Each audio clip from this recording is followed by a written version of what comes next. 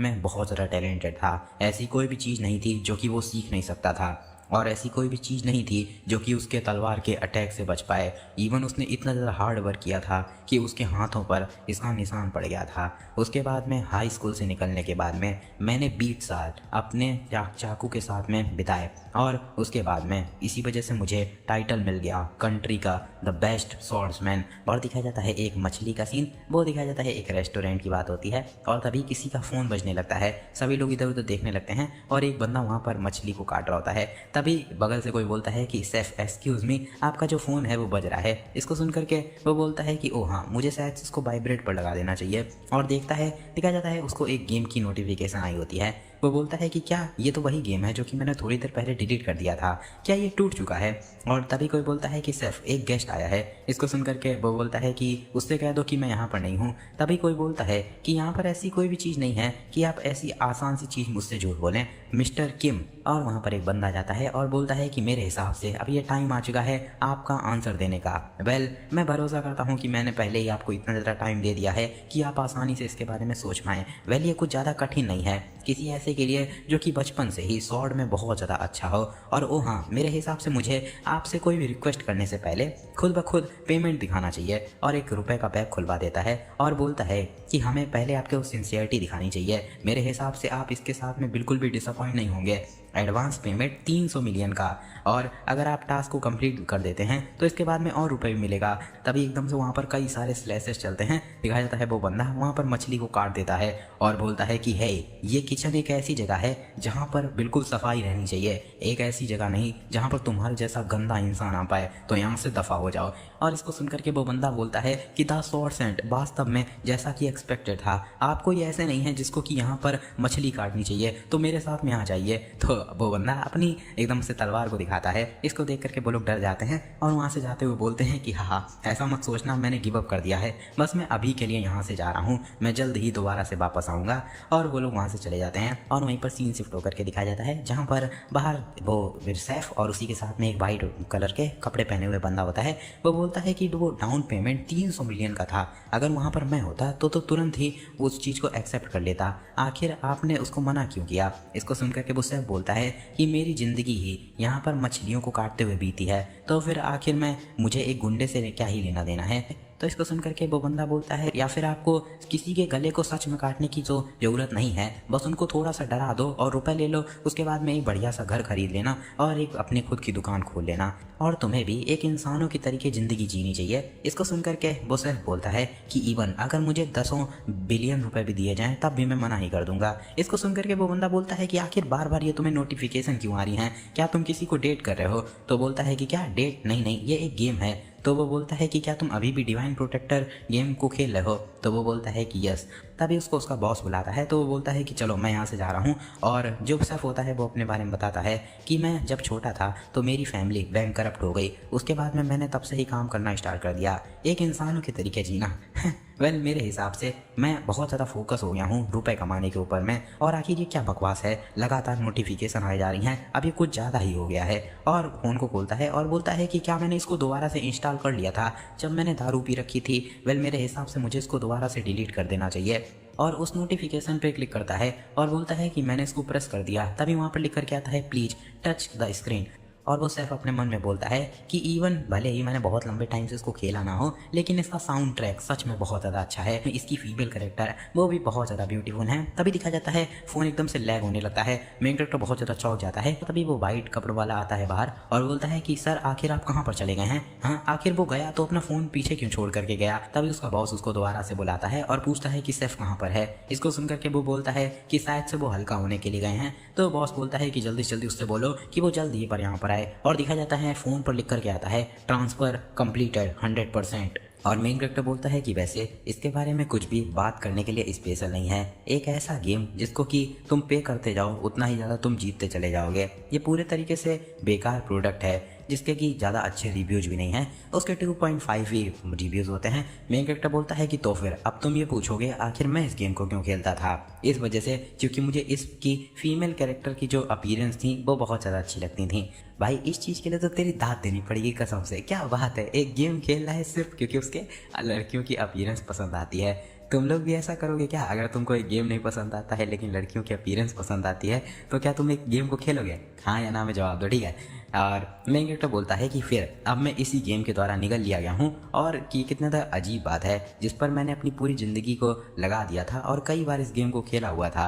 अब मैं एक ऐसा कैरेक्टर बन चुका हूँ जिसको कि सही बताऊँ तो खेला भी नहीं जा सकता है। वो ना तो कोई एनपीसी है, वो एक कैरेक्टर है जिसके की बारे में किसी को पता ही नहीं है वो कौन है और कहाँ है। एक बैकग्राउंड कैरेक्टर, मुझे ये कैरेक्टर मिला हुआ है। इस जगह पर मेरा नाम है कैंग ग्योमा। तभी मेन कैरेक्टर से एक लड़की लड़ जाती है। मेन कैरेक्टर पीछे मुड़ करके उससे सॉरी बोलता है और मन में बोलता है कि हाँ, मुझे पता है कि आखिर तुम लोग क्या सोच रहे होगे, लेकिन एनीवे फॉर्चुनेटली अच्छी बात यह है कि जो डिवाइन प्रोटेक्शन गेम है वो पूरे तरीके से कोरिया के ही तरीके है। यहाँ के नाम, यहाँ की लोकेशन और जियोग्राफी सब कुछ, यहाँ पर कुछ छोटे मोटे ही डिफरेंसेस हैं और कुछ कैरेक्टर में अंतर है, वरना सारी चीज़ें बिल्कुल ही सेम हैं। इसी वजह से मैं बहुत ही जल्दी इस चीज़ में अडाप्ट कर पाया और अब 1 साल तक मैं इस जगह पर रहा हूँ, ये भूल करके कि ये रियलिटी है या फिर एक गेम। और मेरी ज़िंदगी जो कि मैं पिछली ज़िंदगी में एंजॉय के साथ में नहीं जी पाया था, अब मैं आसानी से इसको नॉर्मली जीऊँगा। लेकिन फिर वो दिन आया और दिखाया जाता है उसके माता पिता बोलते हैं कि क्या तुम आ चुके हो, हमें तुम पर बहुत ज़्यादा प्राउड है, स्वॉर्ड मास्टर कैंग गोमा। और देखो मेरे बच्चे, दिखाया जाता है उसका एक्सेप्टेंस लेटर होता है, उसने किसी एकेडमी में दिया होता है, उसको स्पेशल स्टूडेंट के तरीके रेकमेंड किया होता है। मेन कैरेक्टर बोलता है कि क्या हम लोग इसको हटा सकते हैं? तो इसको सुनकर के उसके माता पिता बोलते हैं कि क्या आखिर तुम किस बारे में बात कर रहे हो, चाहे हम लोग इसको जितनी भी बार देख लें, हम मुझे तो गर्व भी हो रहा है, हम लोगों ने कितने अच्छे बच्चे को बड़ा किया है।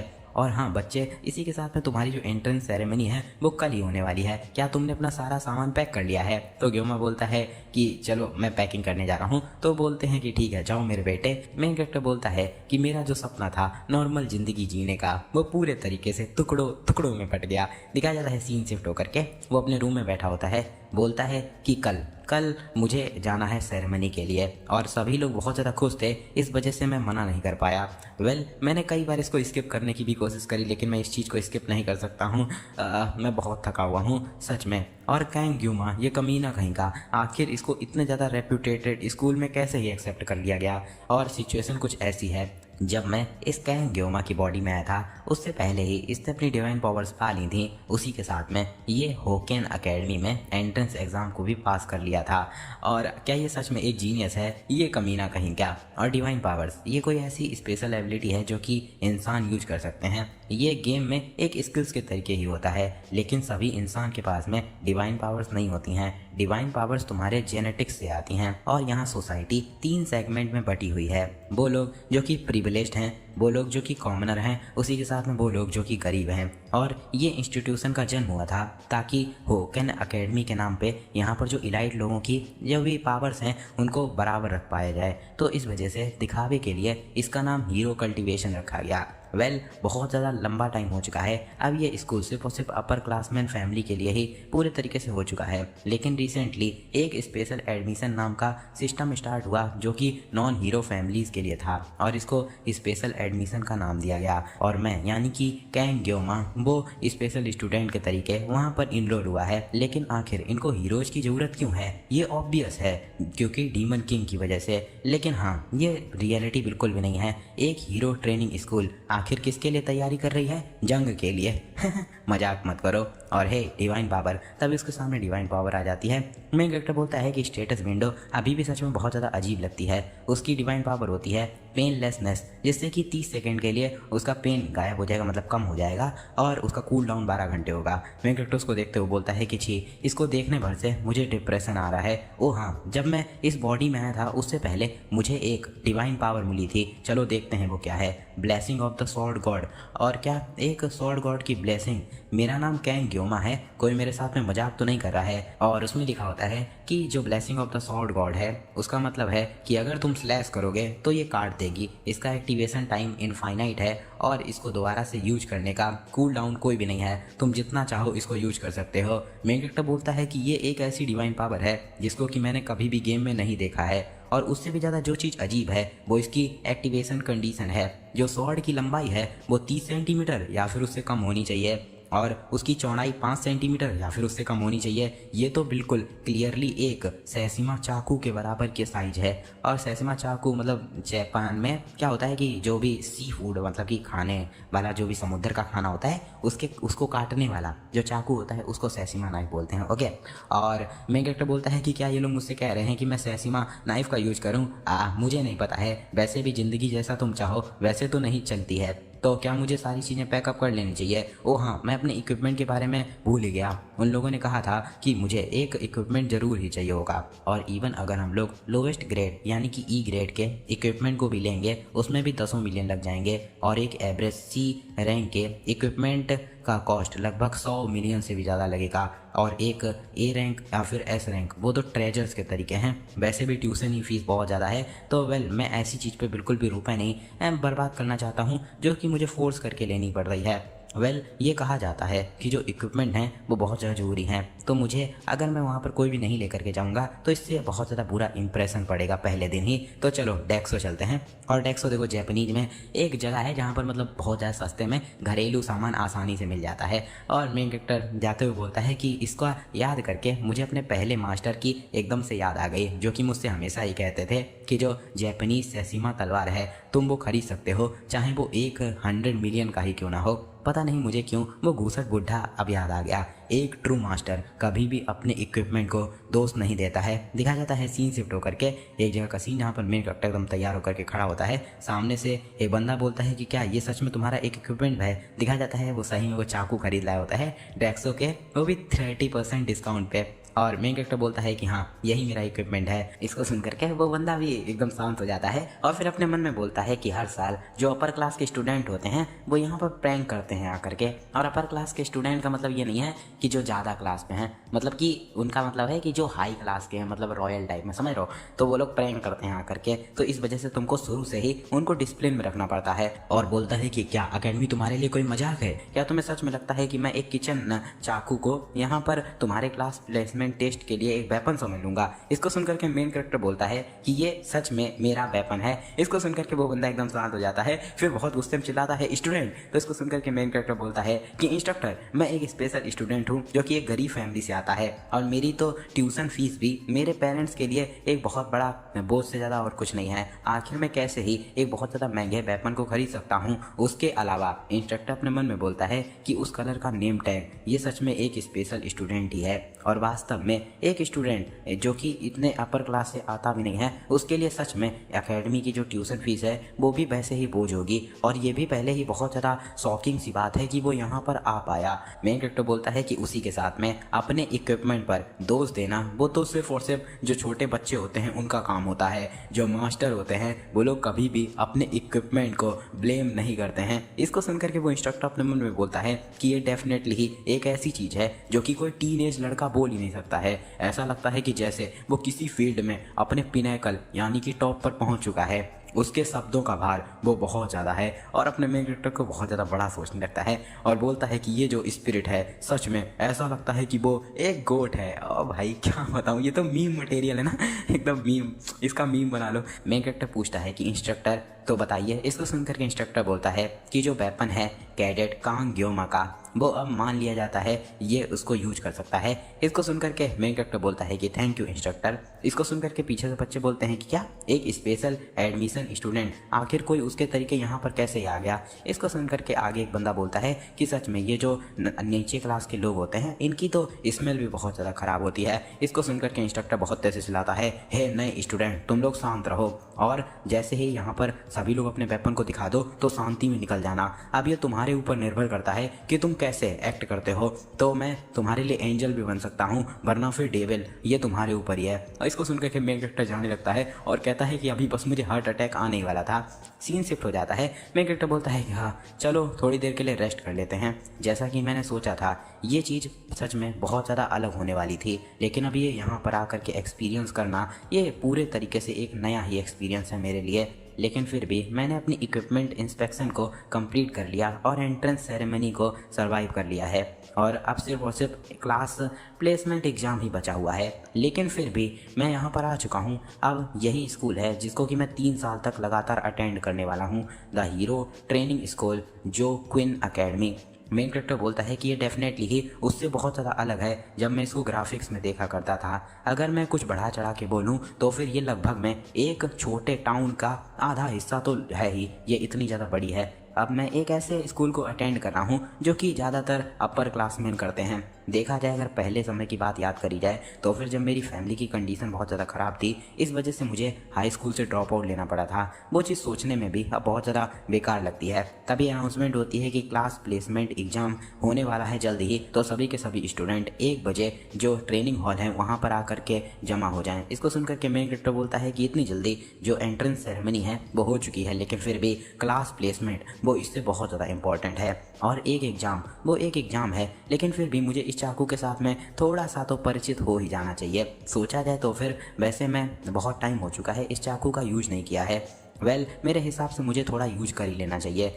उन्होंने कहा था कि किसी भी दिन चाहे कुछ भी हो जाए तुम्हें अपने चाकू को नीचे नहीं रखना है, इवन चाहे तुम सो ही क्यों ना रहे हो, हमेशा ही इसको पकड़े रखना। समझ में आया? मेन कैरेक्टर मन में बोलता है कि ऐसा लगता है कि मुझ में भी उनके जैसी कुछ हैबिट्स आ चुकी हैं और 20 साल हो चुके हैं जब तक मैं चाकू के साथ में ही जिया हूँ, और अब 1 साल हो चुका है जब से मैं यहाँ पर आया हूँ, तब से मैंने एक भी बार इसका यूज नहीं किया है। क्या जो मेरी स्किल्स है वो पहले से ख़राब हो चुकी हैं? चलो ठीक है, देखते हैं। और उनको खोलता है और कहता है कि सच में ये जितना मैंने सोचा था उतने तो अच्छा ही है, तो क्या मैं इससे 1-2 पत्ती तो लगभग काट ही पाऊंगा। और उसको खोलता है जिससे वो चाकू चमकना स्टार्ट हो जाता है और सिस्टम की तरफ से लिख करके आता है कि जो वेपन है उसकी वजह से एक्टिवेशन कंडीशन पूरी हो चुकी है। Blessing of the sword God वो एक्टिवेट हो चुका है, लेकिन जो फिजिकल बॉडी की लेवल है वो बहुत ज़्यादा कम है, उसी के साथ में वेपन का लेवल भी बहुत ज़्यादा कम है। हम लोग सप्रेशन का यूज करके सिंक्रोनाइजेशन को आसान बना रहे हैं। मेन कैरेक्टर बोलता है कि मैंने तो सिर्फ और सिर्फ चाकू को बाहर ही निकाला था, लेकिन ब्लेसिंग एक्टिवेट हो गई। दिखाया जाता है सिंक्रोनाइजेशन कंप्लीट हो जाता है।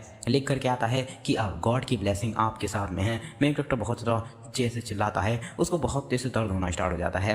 मेन कैरेक्टर बोलता है कि आखिर ये क्या बकवास है, ऐसे तो मैं मर जाऊंगा। तब एकदम से ब्लास्ट होता है। दिखा जाता है पूरी वो दुनिया एकदम टूटने लगती है। मेन कैरेक्टर वहाँ पर अकेला खड़ा होता है और बोलता है कि व्हाट द फक, आखिर ये क्या बकवास है, और चाकू को नीचे गिरा देता है, जिससे दिखाया जाता है वो दुनिया दोबारा से एक साथ जुड़ने स्टार्ट हो जाती है। और मेन कैरेक्टर बोलता है कि क्या मैं वापस आ गया, जैसे ही मैंने चाकू को नीचे गिराया मैं नॉर्मली वापस आ गया। मेरी पूरी बॉडी बहुत तेज से दर्द हो रही है। मुझे ये समझ में आ रहा है कि डिवाइन पावर एक्टिवेट हो गई, लेकिन आखिर इससे क्या मतलब है कि ये दुनिया ही पूरे तरीके से टूट गई थी? क्या इसका लेना देना सॉर्ड के गॉड ब्लेसिंग से है? और इस बैकलैश के कारण मुझे बहुत ज़्यादा दर्द हो रहा है। डिवाइन पावर ऑफ पेनलेस वो सिर्फ और सिर्फ छोटे मोटे मसल के दर्द को ही ठीक कर सकती है, लेकिन फिर भी हर एक बार क्या मैं जब भी इसको एक्टिवेट करूँगा तो इतना ज़्यादा दर्द होगा तो मैं इसको यूज ही नहीं कर सकता हूँ। लेकिन फिर अनाउंसमेंट होता है कि सभी लोग जल्दी से ट्रेनिंग ग्राउंड में आ जाएं। मेन कैरेक्टर बोलता है कि लेकिन फिर भी मुझे इसको उठा तो लेना ही चाहिए। मैं किसी भी हालत में एक ससीमा चाकू को ज़मीन पे पड़ा हुआ नहीं छोड़ सकता हूँ। शायद से ये एक ही बार दर्द होता होगा, जब पहली बार तुम इसको एक्टिवेट करते होगे तो मैं ठीक ही रहूँगा। दोबारा से उस चाकू को उठाता है, फिर से उसको उतना ही दर्द होता है, बहुत तेज से चिल्लाने लगता है और बोलता है कि व्हाट द फक, और सीन शिफ्ट हो जाता है। दिखाया जाता है ट्रेनिंग हॉल का सीन, जहाँ पर कई सारे स्टूडेंट होते हैं और ये दिखाए जाते हैं 3 लोग जो कि अपने आसपास में बात कर रहे होते हैं। तभी एक मोटा वाला बोलता है कि ओ डियर, तुमने सच में ही बहुत सारा डिफिकल्ट चीज़ पूरी कर दी है। लॉर्ड क्लिंच, इसके बारे में बताया जाता है, ये 7 स्टार का हीरो है। सेग फ्राइड बॉन ने नाइवलंग, ये उत्तराधिकारी हैं एरन नाइवलंग के, उसी के साथ में डायरेक्ट डिसाइपल हैं फाउंडिंग हीरो वेलर जेक्वेन के, उसी के साथ में ये इस समय पर सबसे ज़्यादा स्ट्रॉन्गेस्ट इंसान हैं। तभी दूसरा बंदा बोलता है कि हाँ चलो हम लोग अपनी सीट्स पर वापस लौटते हैं, तो वो लोग भी बोलते हैं कि हाँ। तभी वो जो बंदा होता है वो अपनी आंखों को बंद करके दोबारा खोलता है, तभी पीछे से एक लड़की आ जाती है और बोलती है कि हेलो सेज फ्राइड, बहुत लंबा टाइम हो चुका है, हम लोग मिले नहीं हैं। इसके बारे में बताया जाता है ये 7 स्टार हीरो है सेज मीडिया पॉइजन, और वो बोलती है कि ऐसा लगता है कि 50 साल हो चुके हैं हम लोग नहीं मिले। इसको सुनकर के वो बुढ़ा बोलता है कि मीडिया, ऐसा लगता है कि तुमने अभी भी एकेडमी के डायरेक्टर बनने के बाद में भी सही से ड्रेसअप करना नहीं सीखा है। वेल, ऐसा लगता है कि तुम 70 साल बाद भी बिल्कुल भी चेंज नहीं हुई हो। इसको सुनकर के मीडिया बोलती है कि क्या हर एक औरत जब तक वो मर नहीं जाती है तब तक खूबसूरत नहीं रहना चाहती है? और से ही मैं तुमसे सिर्फ और सिर्फ एक ही चीज़ कहना चाहूँगी कि मेरी ब्लेसिंग तुम्हें 10 साल और ज़्यादा जवान बना सकती है। इस पे से एक बोलता है कि इवन तुम भले ही 70 साल की हो चुकी हो, लेकिन फिर भी अभी तक तुम बड़ी नहीं हुई हो। इंसान को हमेशा ही अपने इनर नेचर को रिस्पेक्ट देना चाहिए। इसको सुनकर के मीडिया बोलती है कि तुम खूसट बुढ़े कहेंगे, आखिर तुम पहले के तरीके बिल्कुल सेम कैसे रह सकते हो जब हम लोग 50 साल पहले मिले थे। इसको सुनकर के वो बोलता है कि क्या घूसट बुढ़े, और वो लड़की बोलती है कि लेकिन फिर भी ऐसा लगता है कि तुम बुढ़े पहले से चेंज हो चुके हो।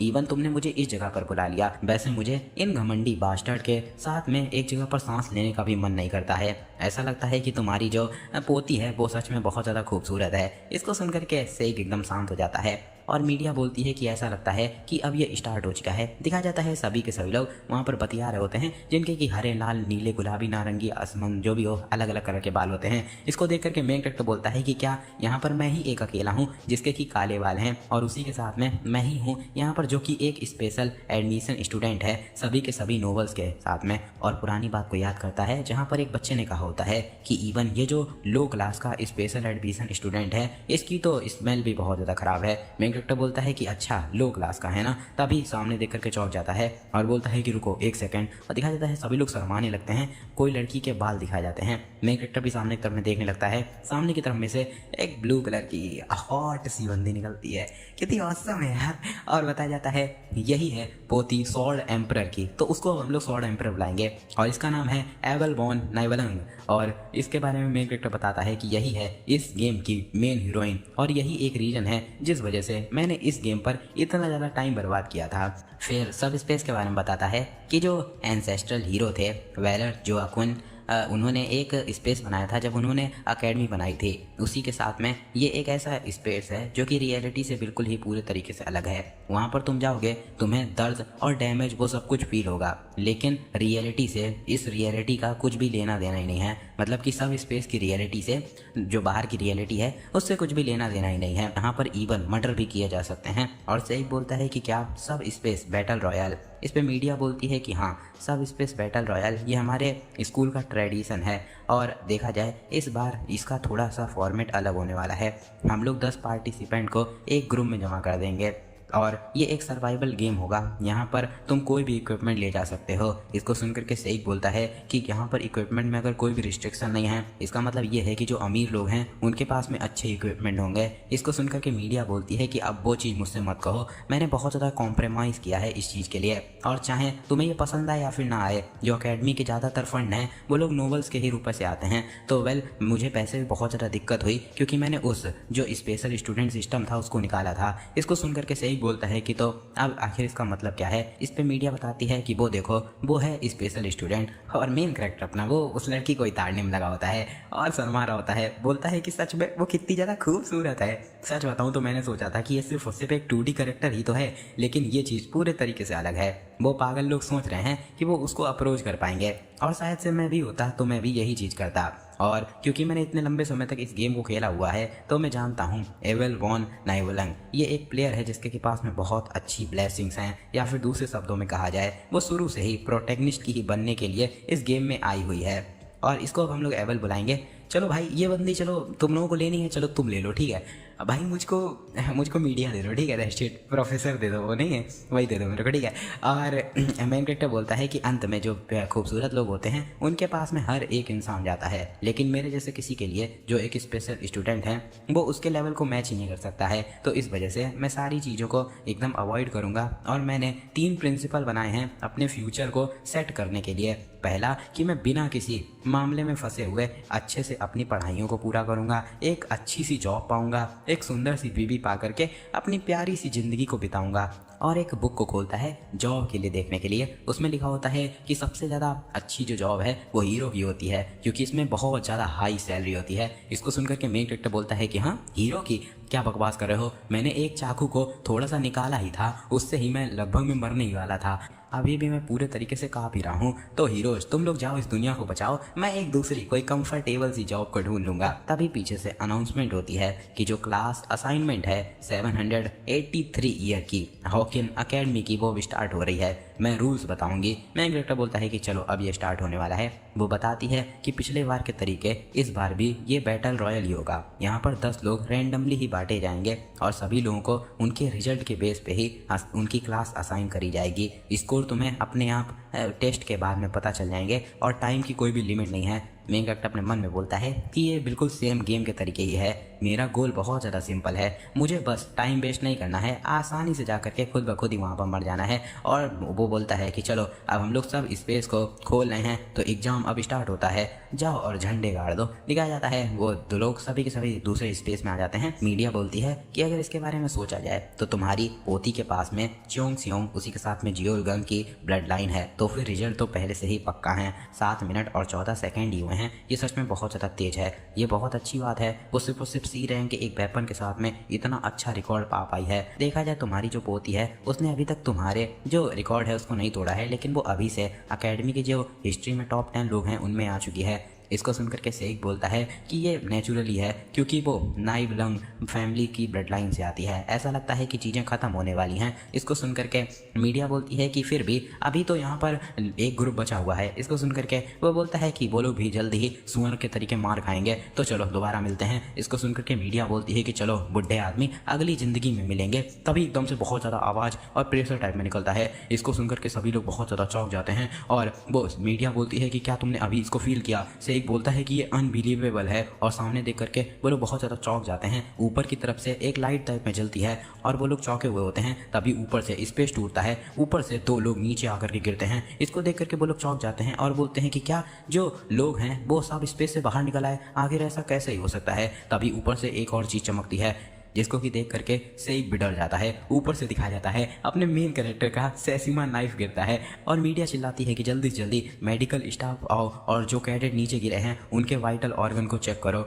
दिखाया जाता है हम लोग को चाकू में उसकी शक्ल, वो अपना मेन कैरेक्टर ही होता है। सीन शिफ्ट हो जाता है, पहले का सीन दिखाया जाता है जहाँ पर एक बंदा चिल्लाता है, कोई बोलता है कि बहुत अच्छे, इस कमीने ने बहुत अच्छा किया। और दिखाया जाता है उसको पकड़ता है, उसको उठा करके पटक देता है। दिखाया जाता है 2 लोग होते हैं जो कि सभी लोगों को ऐसे बेरहमी से मार रहे होते हैं। मेन कैरेक्टर वहीं पर कोने में खड़ा होता है और बताता है the twin of male violence, जो कि आयरन किंग फैमिली से आते हैं, माओ जुन माओ सेन। वो लोग ये सभी लोगों को मार रहे होते हैं और मेन कैरेक्टर बोलता है कि ये कमीने, ये लोग पिछले 30 मिनट से लगातार उन लोगों के साथ में खेल रहे हैं। क्या मैं उन लोगों को इतना ज़्यादा कमज़ोर लगता हूँ कि वो लोग इवन मेरी तरफ देख भी नहीं रहे हैं। तभी एक बंदा एक को मार देता है और बोलता है कि बहुत ज़्यादा बोरिंग है। फिर गिनती गिनने लगता है, 1 2, क्या सिर्फ और सिर्फ 2, और बोलता है कि भाई तुमने वहाँ पर कितने मार दिए हैं। इसको सुनकर के दूसरा वाला वो एक बंदे को और मारते हुए बोलता है कि बस अब ये लगभग में ख़त्म ही होने वाला है। इसका नाम जुन होता है। इसको सुनकर के सुन बोलता है कि ओ बहुत ज़्यादा अनोइंग, तुमने उनमें से 4 पकड़ लिया है। इसको सुनकर के जुन बोलता है कि ओ सॉरी वेल मैं एक तुम पर छोड़ देता हूँ। तो वो बोलता है कि ठीक है।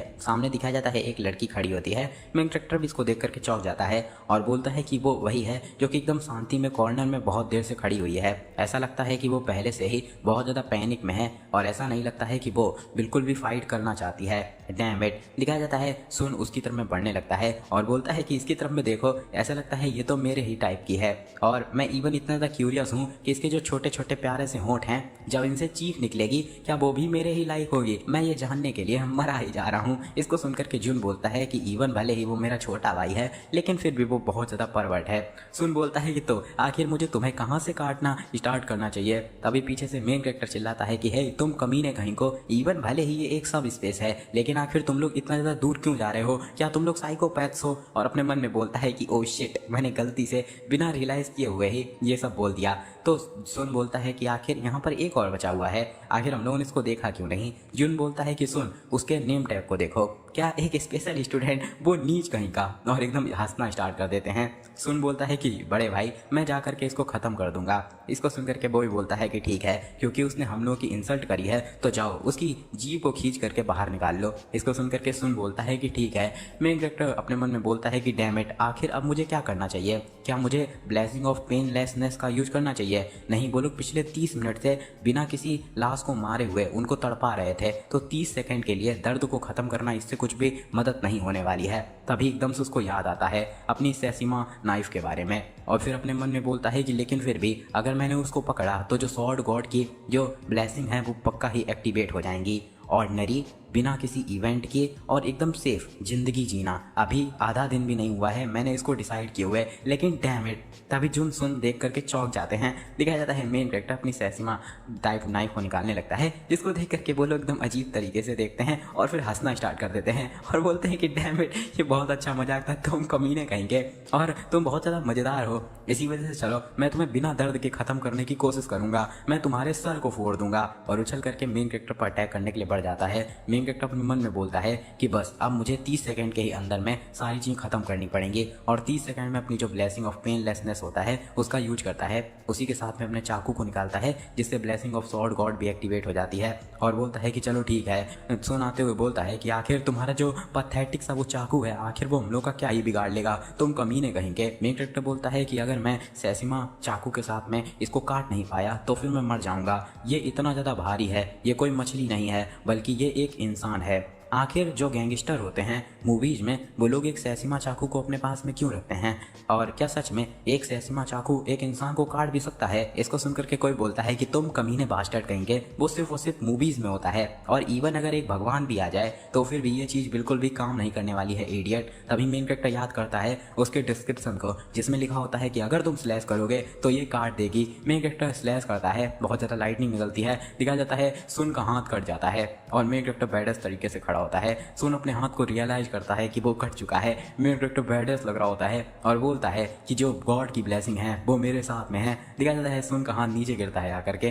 पहले का सीन दिखाया जाता है जहाँ पर मेन कैरेक्टर बोलता है कि बॉस आखिर जो गैंगस्टर होते हैं वो लोग सैसिमा का यूज क्यों करते हैं। तब एकदम से उसके बगल से एकदम से चाकू गुजरता है और पीछे दीवार में लग जाता है जाकर के। मेन कैरेक्टर की उससे फट जाती है। उसका मास्टर बोलता है कि मैंने तुमसे कहा कि तुम मुझे मास्टर बुलाओ ना कि बॉस, और आखिर तुम ऐसी चीज के लिए क्यों ही क्यूरियस हो। मेन कैरेक्टर बताता है कि मेरा जो पहला मास्टर था वो पहले एक गुंडा था, एक पश्चाताप के चलते उसने अपनी कलाई को काट दिया था। उसके बाद में उसने एक सैसिमा रेस्टोरेंट खोला, ये कहते हुए कि वो अपनी चाकुओं की स्किल के साथ में लोगों को खुश करना चाहता है। सच में उसकी जो स्किल्स थी वो सच में बहुत ज़्यादा अच्छी थी। और फिर से पूछता है आखिर जो गैंगस्टर होते हैं मूवीज़ में वो लोग सैसिमा चाकू का यूज क्यों करते हैं। मैं ये जानना चाहता हूँ कि क्या हम लोग उसका रियल ज़िंदगी में भी यूज कर सकते हैं। इसको सुनकर के उसका मास्टर बोलता है कि आखिर तुम्हें उससे क्या ही लेना देना, तुम्हें किसको काटना है, लेकिन फिर भी चलो इसके बारे में सोचो। अगर तुम जो चौड़ा सेफ का चाकू होता है उससे तुम किसी की स्किन को काटोगे तो वो तुरंत कट तो जाएगी, लेकिन क्या जो वो चाकू है वो दोबारा से बाहर आएगा? नहीं, बिल्कुल भी नहीं। वहीं पर एक सैसिमा चाकू की बात करी जाए, वो पतला होता है तो तुम उसका यूज करके उसको बार बार उस पर मार सकते हो और आसानी से वो बाहर भी निकल आएगा।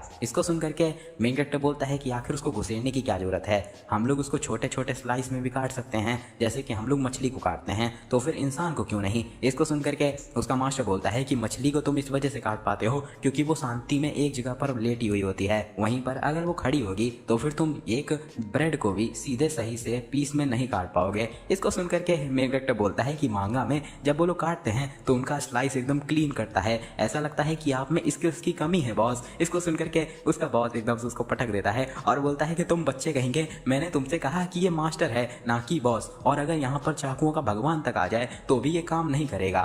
दिखाया जाता है प्रेजेंट टाइम का सीन जहाँ पर सुन को भी रियलाइज होता है कि उसका हाथ कट चुका है और तीनों लोग देख करके चौंक जाते हैं, जुन, सुन और वो लड़की। दिखाया जाता है उसका हाथ नीचे गिरता है आकर के और सुन बहुत तेज से चिल्लाने लगता है कि तुम कुत्ते के बच्चे कहेंगे, डैम इट, मेरा हाथ बहुत बहुत तेज से दर्द कर रहा है, प्लीज मेरे पास में मत आओ, भैया भैया भैया मुझे बताओ, ये मुझे मार डालेगा। और जुन उसको देख करके चौंक जाता है। सुन बोलता है कि ये कमीना, ये ऐसॉल कहेगा, जल्दी से जल्दी मुझे बचाओ। तभी मेन कैरेक्टर उसके चेहरे को काट देता है। इसको देख करके जुन बहुत ज़्यादा चौंक जाता है और देखता है सामने सुन का चेहरा पड़ा होता है और बहुत तेज से चिल्लाता है, सुन। मेन कैरेक्टर वहीं पर खड़ा होता है। वो लड़की भी देख करके चौंक जाती है। जुन अपने मन में बोलता है कि रुक जाओ, चिंता को मत करो, ये वॉइड स्पेस है, इसका मतलब सुन सही में नहीं मरा है। आखिर वो इंसान एक चाकू के साथ में ये चीज़ कैसे ही कर सकता है, इवन भले ही, लेकिन आखिर उस एसॉल के साथ में क्या गलत है। और उसको देख करके तो ऐसा लग रहा है जैसे कि उसने आज तक कभी भी एक चाकू का यूज एक इंसान के ऊपर नहीं किया है। मैं बहुत ज़्यादा तेज से काँप रहा हूँ,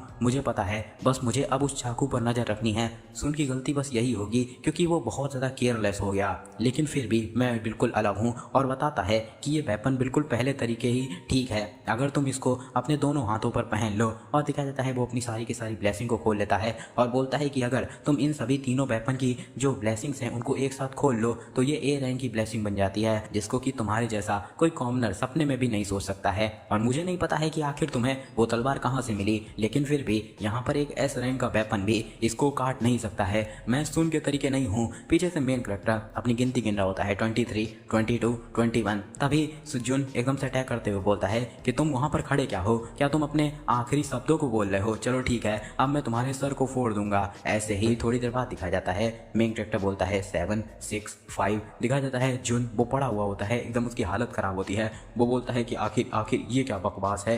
मेन कैरेक्टर बोलता है 3, 2, 1। जुन भी वहीं पर खत्म हो जाता है। मेन कैरेक्टर तभी बोलता है 0, जिससे उसके जो पेनलेसनेस के इफेक्ट होते हैं वो भी खत्म हो जाते हैं, जिससे मेन कैरेक्टर बहुत तेज से चिल्लाना चालू कर देता है। पीछे से वो लड़की देखते हुए बोलती है कि ये भूत है। सीन शिफ्ट हो जाता है। मेन कैरेक्टर अपनी आंखों को खोलता है और बोलता है कि क्या ये हॉस्पिटल है, और उठने लगता है। तभी वहाँ पर एक बड़ा ही नकचढ़ा इंसान वो जाता है बाहर और चिल्ला देता है कि जो स्टूडेंट है उसने अपनी आंखों को खोल लिया है। और दिखाया जाता है मेन कैरेक्टर देख करके बहुत ज़्यादा चौंक जाता है और बोलता है कि एक ऐसा चेहरा जिसको कि मैंने अभी तक नहीं देखा है, लेकिन मैं देख कर ही तुरंत ही पहचान सकता हूँ। 50 साल पहले वो जिसने कि डीमन लॉर्ड के छठे जो लीगन था उसके कमांडर को ख़त्म किया था। 7 स्टार हीरोज, इंसानियत का सबसे ज़्यादा ताकतवर इंसान सेगफ्राइड, उसी के साथ में academy head says media poison. Main character बोलता है कि आखिर ये लोग यहाँ पर क्या कर रहे हैं, और सेग पूछता है कि आखिर तुम्हारा नाम क्या है। इसको सुनकर के मेन कैरेक्टर बताता है कैंग ग्योमा। वैसे इसका नाम कैंग ग्योमा है, लेकिन मेरे को फील नहीं आता है इस नाम में। कैंग भले ही बुला सकते हैं, लेकिन ग्योमा में अच्छा नहीं लगता है, कुछ बैडस नाम नहीं लगता है ना। और वो बोलता है कि चलो ठीक है अब पॉइंट पे आ जाते हैं। कैंग ग्योमा आखिर तुमने वो क्या किया? इसको सुनकर के मेन कैरेक्टर पुरानी बात को याद करता है और कहता है कि ओ हाँ मुझे याद आया, मुझे सिंपल सी जिंदगी जीनी थी और आखिर मैंने ये क्या किया।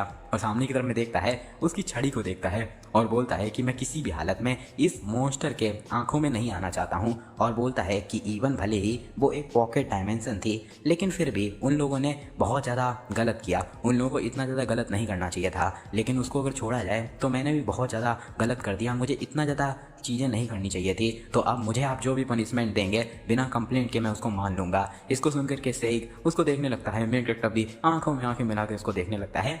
तभी पीछे से मीडिया बोलती है कि ए तुम पागल बुढ़े कहीं के, आखिर तुम एक जवान इंसान को ऐसे कैसे हैंडल कर सकते हो।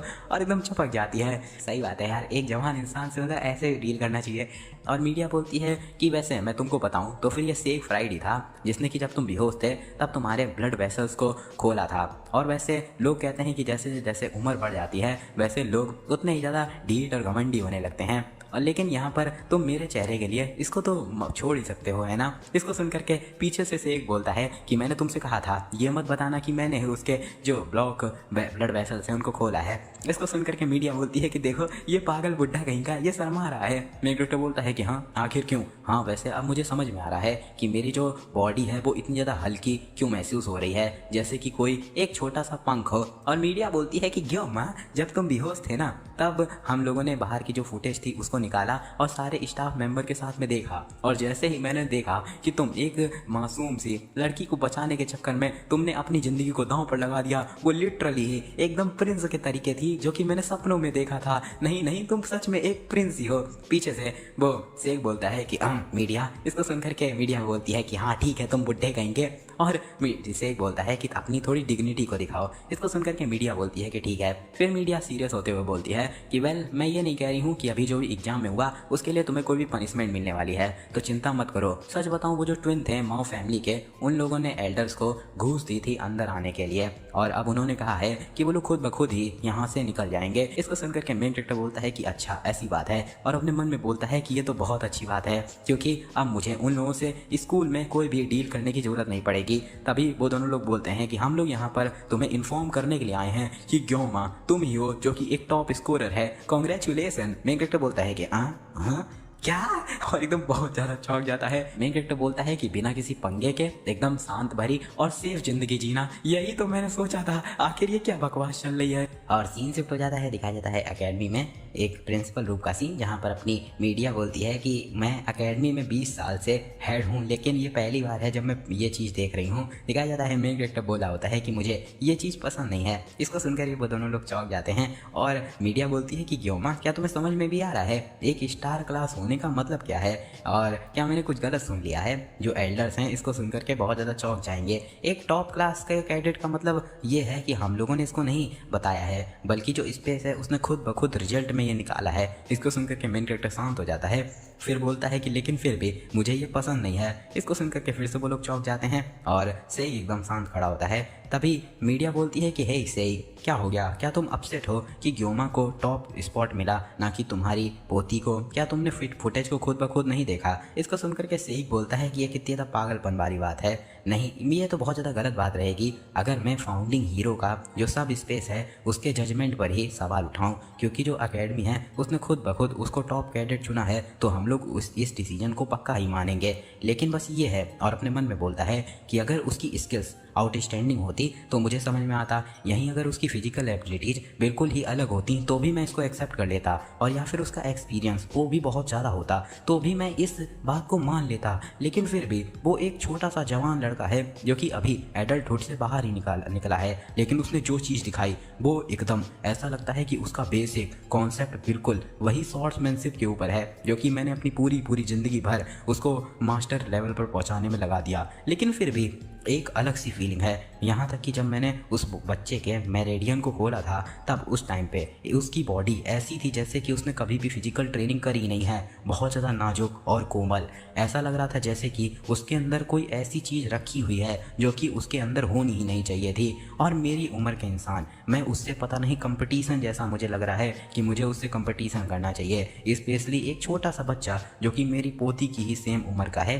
तभी मीडिया बोलती है कि हाँ, उसका चेहरा बहुत ज़्यादा अच्छा है, और उस टाइम पे जब उसने एक औरत के लिए अपने सामने जो भी दुश्मन थे उनको एकदम काट करके रख दिया, सच में वो कितना ज़्यादा खूबसूरत था। और अगर मैं थोड़ी सी 10 साल और जवान होती, नहीं शायद से मैं अभी भी उसके साथ में कर सकती हूँ। और हे बुड्ढे, तुम्हें क्या लगता है इसके बारे में? इसको सुन करके सेई बोलता है कि क्या तुम्हें पता है कि आज के जो कॉलेज कैडेट्स हैं वो लोग ऐसी तुम्हारे जैसी लड़कियों को क्या बुलाते हैं? इसको सुन करके मीडिया बोलती है कि हाँ जल्दी बताओ, तुम बड़े मोबाइल है, हाँ बताओ आखिर वो लोग मुझे क्या बोलते हैं। इसको सुन करके सेई एकदम अपनी चाय को नीचे रख देता है और मीडिया एकदम बहुत ज़्यादा एक्साइटेड हो जाती है सुनने के लिए, और सेई बोलता है कि बिच। और इसको सुन करके मीडिया बहुत ज़्यादा चौंक जाती है और एकदम खांसने लगती है। सीन शिफ्ट हो जाता है जहाँ पर अपना मेन कैरेक्टर वुल्फ क्लास के सामने खड़ा होता है और बोलता है कि ये मुझे बेस्ट चीज़ अभी मिल पाई है। और पहले का सीन दिखाया जाता है जहाँ पर कोई बोलता है कि उसको अपर क्लास में भेजो। मेन कैरेक्टर बोलता है कि हेड मास्टर मैं टाइगर क्लास में जाना चाहता हूँ, तो कोई बोलता है कि एक टॉप कैडेट उसको टाइगर क्लास में नहीं भेजा जा सकता है। मेन कैरेक्टर बोलता है कि ये एक स्कूल है जहाँ पर जो सभी के सभी लोग हैं उनको इक्वली देखा जाता है, तो फिर आखिर मैं क्यों नहीं टाइगर क्लास में जा सकता हूँ? तो हेड मास्टर बोलती है कि नहीं, इवन जो टाइगर क्लास है वो बहुत ज़्यादा लिमिट के पार है, उसके बजाय मैं इस चीज़ को बिल्कुल सीक्रेट रखूंगी। और अपने मन में बोलती है कि अगर मैंने इसको टाइगर क्लास में भेज दिया, जो एल्डर्स हैं वो लोग इसको बहुत बड़ा मैटर बना देंगे।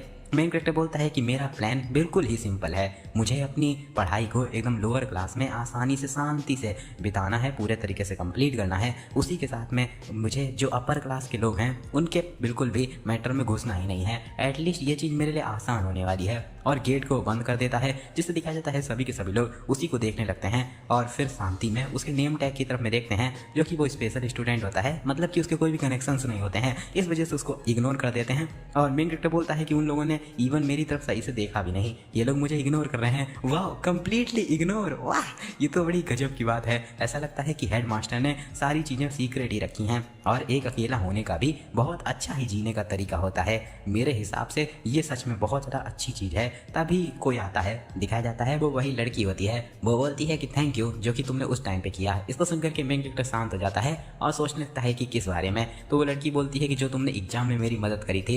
इसको सुनकर के मेन कैरेक्टर बोलता है कि ओ अच्छा, उस टाइम की बात करी हो, और अपने मन में बोलता है कि ये मेरे सेम ही एज की है, आखिर ये फॉर्मल लैंग्वेज का यूज क्यों कर रही है। और बोलता है कि तुम्हें इसके लिए थैंक यू बोलने की जरूरत नहीं है, कोई भी वहाँ पर होता वो सेम ही चीज़ करता। और मेन कैरेक्टर बोलता है कि ऐसा लगता है कि अंत में मैंने उसको सेव कर लिया, लेकिन मैं सिर्फ उसे वहाँ पर सर्वाइव करने की कोशिश कर रहा था, मुझे एकदम हिपोक्रेट के तरीके बोल लग रहा है। वो लड़की बोलती है कि नहीं ऐसा नहीं है। मेन कैरेक्टर बोलता है कि ऐसा लगता है कि हम लोगों ने एक दूसरे को इंट्रोड्यूस नहीं किया है, मेरा नाम है कैंग योमा। और वो लड़की बोलती है मेरा नाम है क्लोई। मेन कैरेक्टर बोलता है कि तुमसे मिलकर के अच्छा लगा क्लोई, मैंने तुम्हें एक्सपेक्ट नहीं किया था कि तुम मेरी ही सेम क्लास में होगी। तो वो भी बोलती है कि तुमसे मिलकर के भी अच्छा लगा, मैंने भी एक्सपेक्ट नहीं किया था। मेन कैरेक्टर बोलता है कि क्लोई आखिर ये कौन है, मैंने गेम को इतने बार खेला हुआ है लेकिन मुझे ऐसे कैरेक्टर का नाम नहीं याद है। अगर मैं सोचूं इस टाइम पर जो स्टोरी है वो डीमन ट्राइब के खिलाफ जो बैटल है उसके हिसाब से चल रही है, तो देखा जाए यहाँ पर एक नए कैरेक्टर का सामने आना बड़ी ही ज़्यादा अजीब सी चीज़ है। ऐसा लगता है कि वो भी मेरे तरीके ही एक बैकग्राउंड कैरेक्टर है। और बोलता है कि बाय द वे जो भी एग्जाम के दौरान में हुआ उसको सीक्रेट रखना। इसको सुनकर के क्लोई बोलती है कि ओ हाँ ऑफ कोर्स। और बोलती है कि क्या तुम्हें कोई परेशानी तो नहीं होगी अगर मैं, तभी पीछे से इंस्ट्रक्टर चिल्लाता है कि सभी के सभी लोग अपनी सीट्स पर बैठ जाओ। इंस्ट्रक्टर बोलता है कि चलो बाद में बात करते हैं। क्लोई बोलती है कि हाँ। और इंस्ट्रक्टर बोलता है कि पहला तुम लोगों को कॉन्ग्रेचुलेसन, तुम लोग को एडमिशन मिल चुका है, तुम लोग को चूज किया गया है कि तुम लोग फाउंडिंग हीरो बेलर जो कौन की जो ताकत उसी के साथ में इच्छा है उसको इनहेरिट करो, तो इस चीज पर गर्व करो। मेरा नाम है ली वॉन वेन जो कि है वुल्फ क्लास का चीफ इंस्ट्रक्टर, और आज ये पहला दिन है तो हम लोग सिंपल सी फिजिकल ट्रेनिंग से स्टार्ट करेंगे। तो सभी लोग अपने ट्रेनिंग क्लॉथ में आ जाओ और 30 मिनट के अंदर ग्राउंड पर मिलो। इसको सुनकर के एक बच्चा पूछता है कि आखिर हम लोग की ट्रेनिंग कोर्स में क्या होगा इंस्ट्रक्टर। इसको सुनकर के वो बोलता है कि बहुत ज़्यादा सिंपल, 100 पुशअप, 100 सेटअप, 100 स्क्वाट्स और साइटामा वाली, और उसी के साथ में ग्राउंड के 10 चक्कर। और अच्छा तुम लोग बताओ कमेंट में तुम लोग कितने पुशअप, सेटअप, स्क्वाट्स मार लेते हो। और अगर यहाँ पर और कोई क्वेश्चन नहीं है तो सभी लोग तुरंत जाओ ग्राउंड पर पहुंचो। तो सभी लोग चले जाते हैं। मेन कैरेक्टर मन में बोलता है कि क्या ये ट्रेनिंग है सोल्जर्स को टकला बनाने की, और मतलब कि याद ना हो साइटामा भी तो टकला हो गया था इस ट्रेनिंग को कर करके, तो वही। और पूछता है कि इंस्ट्रक्टर, तो इंस्ट्रक्टर बोलता है कि क्या हो गया कैंग रोमा। इसको सुनकर के कैंग अपने मन में बोलता है कि आखिर इसको मेरा नाम कैसे पता है, चलो इसको भूल जाते हैं। अभी जो इम्पोर्टेंट चीज़ ये है कि कैसे मैं इस ट्रेनिंग को स्किप करूं। और बोलता है कि मुझे बीमार लग रहा है। इसको सुनकर के इंस्ट्रक्टर शांत हो जाता है और बोलता है कि वेल तुम एक टॉप कैडेट हो तो मुझे नहीं लगता है कि ये ट्रेनिंग तुम्हारी बिल्कुल भी मदद करेगी तुम्हें अच्छा बनाने में। तो क्या ख्याल है कि तुम आज से ही स्टार क्लास की ट्रेनिंग को लो। हेड मास्टर ने तुम्हें हर जो भी क्लास हैं उनको अटेंड करने की परमिशन दे रखी है। और मतलब जो हेड मास्टर होती है उसने सभी को ये सब बता दिया होता है और बोला होता है कि ये एक सीक्रेट है। इसको सुनकर के मेन कैरेक्टर बोलता है कि वो बुड्ढी कहीं की, और सोचने लगता है कि जैसे कि उसने सबको बता दिया होगा। और बोलता है कि नहीं इंस्ट्रक्टर ऐसा कुछ भी नहीं है, मुझे बस रेस्ट रूम जाना है अर्जेंटली। इसको सुनकर के इंस्ट्रक्टर बोलता है कि जैसा कि एक्सपेक्टेड था एक टॉप कैडेट से तुम बहुत ज़्यादा स्ट्रेट फॉरवर्ड हो, चलो अब ट्रेनिंग ग्राउंड में मिलते हैं। दिखाया जाता है सीन शिफ्ट होकर के मेन कैरेक्टर ट्रेनिंग ग्राउंड में आ जाता है और वहाँ पर लोग दौड़ रहे होते हैं। मेन कैरेक्टर भी दौड़ रहा होता है और उसकी एकदम फटी जा रही होती है और 1-2 करके आगे दौड़ रहा होता है। तभी पीछे से क्लोई आती है और बोलती है कि क्या ये कुछ ज़्यादा ही डिफिकल्ट है, तुम ठीक नहीं लग रहे हो। मेन कैरेक्टर बोलता है कि हाँ ये ठीक है। क्लोई पूछती है कि आखिर तुम कौन से राउंड पे हो। इसको सुनकर के मेन कैरेक्टर बोलता है कि शायद से 5वां। और क्लोई आखिर तुम्हारे बारे में क्या। इसको सुनकर के क्लोई बोलती है कि मैं 9वें पे हूँ। मेन कैरेक्टर एकदम चौंक जाता है और बोलता है कि हाँ। क्लोई बोलती है कि अपना बेस्ट ट्राई करो, तुम ये कर सकते हो, और आगे भाग जाती है। मेन कैरेक्टर हफ्ते आगे आ रहा होता है दौड़ते हुए और सीन शिफ्ट हो जाता है। यहाँ पर दिखाया जाता है एक जगह पर कई सारी खाली बोतलें पड़ी होती हैं। वहीं पर मेन कैरेक्टर एक टेबल के ऊपर एक और खाली बोतल करके रखता है और बोलता है कि उनकी ऐसी की तैसी मैं बहुत ज़्यादा भूखा हूँ। 1 हफ्ता हो चुका है मुझे एकेडमी में आए हुए और मुझे एक अनएक्सपेक्टेड प्रॉब्लम का सामना करना पड़ा। सीन शिफ्ट हो जाता है जहाँ पर मेन कैरेक्टर कैफेटेरिया में पहुँचता है और बोलता है कि मैं बहुत ज़्यादा भूखा हूँ, बहुत ज़्यादा भूखा, प्लीज़ मुझे पॉर्क बैली दीजिए, प्लीज़ मुझे एक पॉर्क बैली दीजिए। तभी वहाँ पर एक बंदा पीछे मुड़ करके दिखाता है मेन कैरेक्टर को मील टिकट बॉक्स। मेन कैरेक्टर बोलता है कि क्या ये चीज़ फ्री नहीं है, और बोलता है कि मैं जा करके टिकट लेकर के आता हूँ, उससे पहले आप पॉर्क बेली राइस मेरे लिए एडवांस में ही बना दीजिए। मेन कैरेक्टर तभी देख करके सामने चौंक जाता है। दिखाया जाता है जो पॉर्क बेली राइस बाउल का जो प्राइस होता है वो होता है 50,000 बॉन। मेन कैरेक्टर बोलता है कि ये 50,000 बॉन है पॉर्क बेली के लिए, 50,000 बॉन। और एक पानी की बूंद को पीता है और बोतल खत्म हो जाती है, उसको पकड़ के फेंक देता है और बोलता है कि उनकी ऐसी की तैसी पॉर्क बेली पर 50,000 रुपये लगाना, ये तो एकदम अपनी लाइन को क्रॉस करना है, पागल कहीं के। मेरे जो लिविंग एक्सपेंसेस हैं वो भी अब खत्म होने वाले हैं। याद करता है जब उसके पापा उसको रुपए दे रहे होते हैं, लेकिन वो मना कर देता है और फिर पानी की बोतल की तरफ देखता है, अपना कंबल लेता है, ओढ़ करके लेट जाता है और बोलता है कि मुझे शायद से वो ले लेना चाहिए था, मैं सच में इडियट हूँ और अब मैं सिर्फ और सिर्फ पानी पर ही कितने दिनों से सरवाइव कर रहा हूँ। और तभी अपने blessing of the sword God के बारे में सोचता है। तभी उसके सामने स्टेटस विंडो आ जाती है, लिख करके आता है क्योंकि तुम्हारे फिजिकल स्टैट बढ़े हैं, इस वजह से तुम्हारी सॉर्ड की जो लंबाई है वो भी बढ़ रही है। 30 सेंटीमीटर से 32 सेंटीमीटर हो जाती है और 5 सेंटीमीटर से 6 सेंटीमीटर हो जाती है। मेन कैरेक्टर बोलता है कि लेकिन फिर भी ऐसा नहीं है कि यहाँ पर टाइम वेस्ट हुआ है। सामने जाकर के शीशे के सामने खड़ा हो जाता है और अपनी शर्ट ऊपर उठाता है, दिखाया जाता है उसके 6 पैक बन गए होते हैं। मेन कैरेक्टर बोलता है कि क्या जो blessing of the sword God है उसने मेरे ब्लड वेसल्स को साफ कर दिया है। ऐसा चलता रहा ये तो लगभग में एक एवोल्यूशन के तरीके हो जाएगा। और blessing of the sword God वो भी पहले से एक्सपेंड हुई है लेकिन बहुत ज़्यादा कम। लेकिन अगर मैं आगे और ज़्यादा बढ़ता चला जाऊंगा तो लगभग में मैं एक छोटी सॉर्ड को हैंडल करने लायक बन जाऊंगा। तभी अपने सेसिमा तलवार को देखता है और बोलता है कि वेल पहले मुझे बहुत ज़्यादा डर लगता था एक सॉर्ड को पकड़ने से भी, लेकिन अब अगर मैं एक सॉर्ड को पकड़ूँ ना तो मेरे हाथ में खुजली होना स्टार्ट हो जाती है। क्या ये blessing of the sword God के कारण है? आखिर मैं इस पर इतना ज़्यादा प्राउड क्यों कर रहा हूँ? तभी कोई बेल बजाता है। मेन कैरेक्टर पूछता है कि आखिर कौन है। बाहर देखता है जाकर के, वहाँ पर क्लोई होती है और क्लोई बोलती है कि एक्सक्यूज़ मी, क्या मैंने तुम्हें डिस्टर्ब कर दिया? मेन कैरेक्टर बोलता है कि क्लोई आखिर वो यहाँ पर क्या कर रही है? और बोलता है कि नहीं नहीं ऐसा कुछ भी नहीं है, मैं बस लेट ही हुआ था। आखिर क्या चल रहा है? इसको सुनकर के क्लोई बोलती है कि बस मैंने तुम्हें कई दिन से कैंपस कैफेटेरिया में नहीं देखा है तो इस वजह से मैं यही सोच रही थी कि क्या हो गया, कहीं तुम बीमार तो नहीं हो। इसको सुनकर के मेन कैरेक्टर बोलता है कि नहीं, मैं दूसरों को बनाया हुआ खाना खाता नहीं हूँ ज़्यादातर। और अपने मन में बोलता है कि नहीं, मुझे बहुत ज़्यादा पसंद है दूसरों का बनाया हुआ खाना। और क्लोई बोलती है कि अच्छा ऐसी बात है। मेन कैरेक्टर बोलता है कि हाँ तुम चिंता मत करो। क्लोई बोलती है कि अगर ये ठीक रहे तुम्हारे लिए गोमा तो फिर मैं सोच रही हूँ कुछ इंग्रेडिएंट को खरीद करके हम लोग डिनर करने के लिए एक साथ चलते हैं। इसको सुन करके मेन कैरेक्टर तुरंत ही अपने कपड़े पहन लेता है और बोलता है कि चलो चलते हैं, तुम मुझसे कह रही हो हम लोग डिनर करें एक साथ, है ना? इस पर क्लोई बहुत ज़्यादा चौंक जाती है। मेन कैरेक्टर बोलता है कि मैं बहुत अच्छी कुकिंग कर लेता हूँ तो चलो चलते हैं, तुम्हारा रूम इस गली के लास्ट में ही है ना? इसको सुन करके क्लोई बोलती है कि हाँ चलो एक साथ चलते हैं। दिखाया जाता है सीन शिफ्ट होकर के, यहाँ पर जो क्लोई होती है खा लेती है खाना और बोलती है कि बहुत ज़्यादा डिलीशियस है। मेन कैरेक्टर बोलता है कि मैं बहुत ज़्यादा खुश हूँ तुम्हें ये पसंद आया। इसको सुन करके क्लोई बोलती है कि तुमने ये चीज़ इतनी ज़्यादा जल्दी कैसे बना ली? मैं हमेशा ही मछली को उबाल के ही खाती हूँ तो मैंने ये सोचा नहीं था कि मुझे इतनी अच्छी चीज़ खाने को मिलेगी। सीन शिफ्ट हो जाता है, पहले का सीन दिखाया जाता है जहाँ पर मेन कैरेक्टर फ्रिज को खोल करके देखता है, वहाँ पर सारी की सारी मछली होती हैं। मेन कैरेक्टर पूछता है कि तुम्हें लगता है मछलियाँ बहुत ज़्यादा पसंद हैं? इसको सुन करके क्लोई बोलती है कि हाँ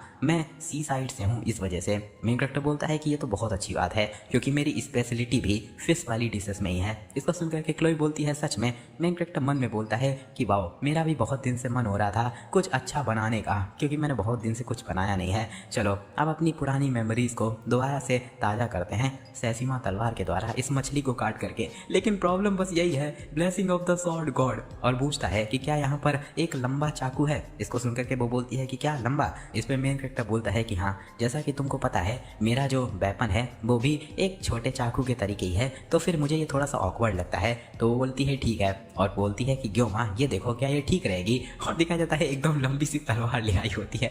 मेन कैरेक्टर बोलता है कि नहीं मैं किचन नाइफ का यूज कर लूँगा और बोलता है कि अब मैं कुछ भी नहीं कर सकता हूँ, चलो इसको 30 सेकंड के अंदर में ख़त्म करते हैं। और ब्लेसिंग ऑफ पेनलेस को एक्टिवेट कर देता है और एकदम बड़े ही इंटेंस तरीके से देखने लगता है और बोलता है कि मुझे कंट्री का बेस्ट सॉर्ड मैन बोला जाता था तो ये पॉसिबल है। और जैसे ही चाकू को पकड़ता है तो blessing of the sword God भी एक्टिवेट हो जाती है और खचाखच काट करके सिर्फ 21 सेकंड के अंदर में उसको कंप्लीट कर लेता है और बोलता है कि ये एक्सीलेंट था, ये एक मास्टरपीस है और मैं अभी तक जिंदा हूँ। और क्लोई बोलती है कि आखिर तुम इतना ज़्यादा अच्छा कैसे बना लेते हो? इसको सुनकर के मेन कैरेक्टर बोलता है कि मैं एक जापानीज रेस्टोरेंट में पार्ट टाइम जॉब किया करता था। इसको सुनकर के वो बोलती है कि क्या पार्ट टाइम जॉब आखिर ये क्या होता है? इसको सुनकर के मेन कैरेक्टर बोलता है कि क्या तुम पार्ट टाइम जॉब नहीं जानती हो? वो बोलती है कि मुझे माफ़ करना। मेन कैरेक्टर बोलता है कि इसके लिए माफ़ी मत मांगो और मन में बोलता है कि ओ तो ये भाई स्टेटस की है तो फिर इसको इसके बारे में नहीं पता है। और बोलता है कि एनीवे मैं बहुत ज़्यादा खुश हूँ तुम्हें ये खाना पसंद आया। तो क्लोई बोलती है कि हाँ, तो क्लोई बोलती है कि क्योंकि तुमने यहाँ पर खाना बनाया है तो फिर मैं बर्तन साफ कर दूंगी। तो मेन कैरेक्टर बोलता है कि थैंक यू, मैं इसको तुम्हारे ऊपर छोड़ रहा हूँ और जा करके बाहर तरफ खड़ा हो जाता है और चंद्रमा को देखते हुए बोलता है कि मैं बहुत ज़्यादा खुश हूँ, मेरा पेट भरा हुआ है और मैं बहुत ज़्यादा सेटिस्फाई फील कर रहा हूँ, मेरा तो गाना गाने का मन कर रहा है। और देखा जाता है पीछे से बहुत तेज से आवाज़ आती है, वो साफ़ करते हुए मुझे बोलती है कि सॉरी मुझे माफ़ कर दो और बार बार ऐसी आवाज़ें निकाल ली होती है, मतलब बर्तनों को धुल रही होती है, सही से धुल नहीं पा रही होती है और बोलती है मुझे माफ़ कर दो। मेन कैरेक्टर मन में बोलता है कि क्या इसने कभी भी बर्तन धुले भी हैं? वैसे मैं तो यही करते हुए बड़ा ही हुआ हूँ। तभी एकदम से हवा चलती है जिससे ऊपर से एक किताब नीचे गिरती है आकर के, जो खुद ब खुद ही खुल जाती है। मेन कैरेक्टर उसकी तरफ में देखता है और बोलता है कि क्या? एक डायरी, और उस डायरी में लिखा होता है कि मुझे क्लास टेस्ट के दौरान किसी इंसान से एक मदद मिली थी, मुझे उसको दोबारा से रीपे जरूर ही करना पड़ेगा। मेन कैरेक्टर बोलता है कि वाओ, इतनी अच्छी हैंड राइटिंग, उसी के साथ में इतने ज़्यादा क्यूट स्टिकर्स। क्लोई सच में अपनी उम्र वाली जो दूसरी लड़कियां हैं उनके ही तरीके है। क्या मुझे इसकी किताब को दोबारा से वापस रख देना चाहिए? तभी वो खुद ब खुद आगे खुल जाती है। और मेन कैरेक्टर बोलता है कि क्या? उसमें लिखा होता है कि जो इंसान जिसने कि मुझे बचाया था वो मेरी ही जैसी सेम क्लास में है, उसका नाम है ग्योमा, और जब भी मैं उसके पास होती हूँ मेरा दिल बहुत तेज से धड़कने लगता है, और जब भी मैं उससे बात करने जाती हूँ तो मुझसे बात नहीं कर पाती हो। मेन कैरेक्टर बोलता है कि ये कितनी ज़्यादा क्यूट है और इसी वजह से तुम मुझसे बात नहीं कर पाती हो, क्या मुझे आगे भी रीड करना चाहिए? और सामने लिखा होता है ग्योमा, I love him, I love him, I love him, I love him. भाई इतने बार लिखा होता है, मैं उसको प्यार करती हूँ। मेन कैरेक्टर देख करके बहुत ज़्यादा चौंक जाता है। तभी पीछे से फिर से आवाज़ आती है, दिखाया जाता है क्लोई वो भी देख लेती है और बोलती है कि क्या तुमने उसको देख लिया? हीरोइक फैमिलीज, वो लोग मॉन्स्टर्स को मार करके अपने सम्मान को पाती हैं और उसका यूज करके अपनी पोजीशन को मजबूत बनाती हैं।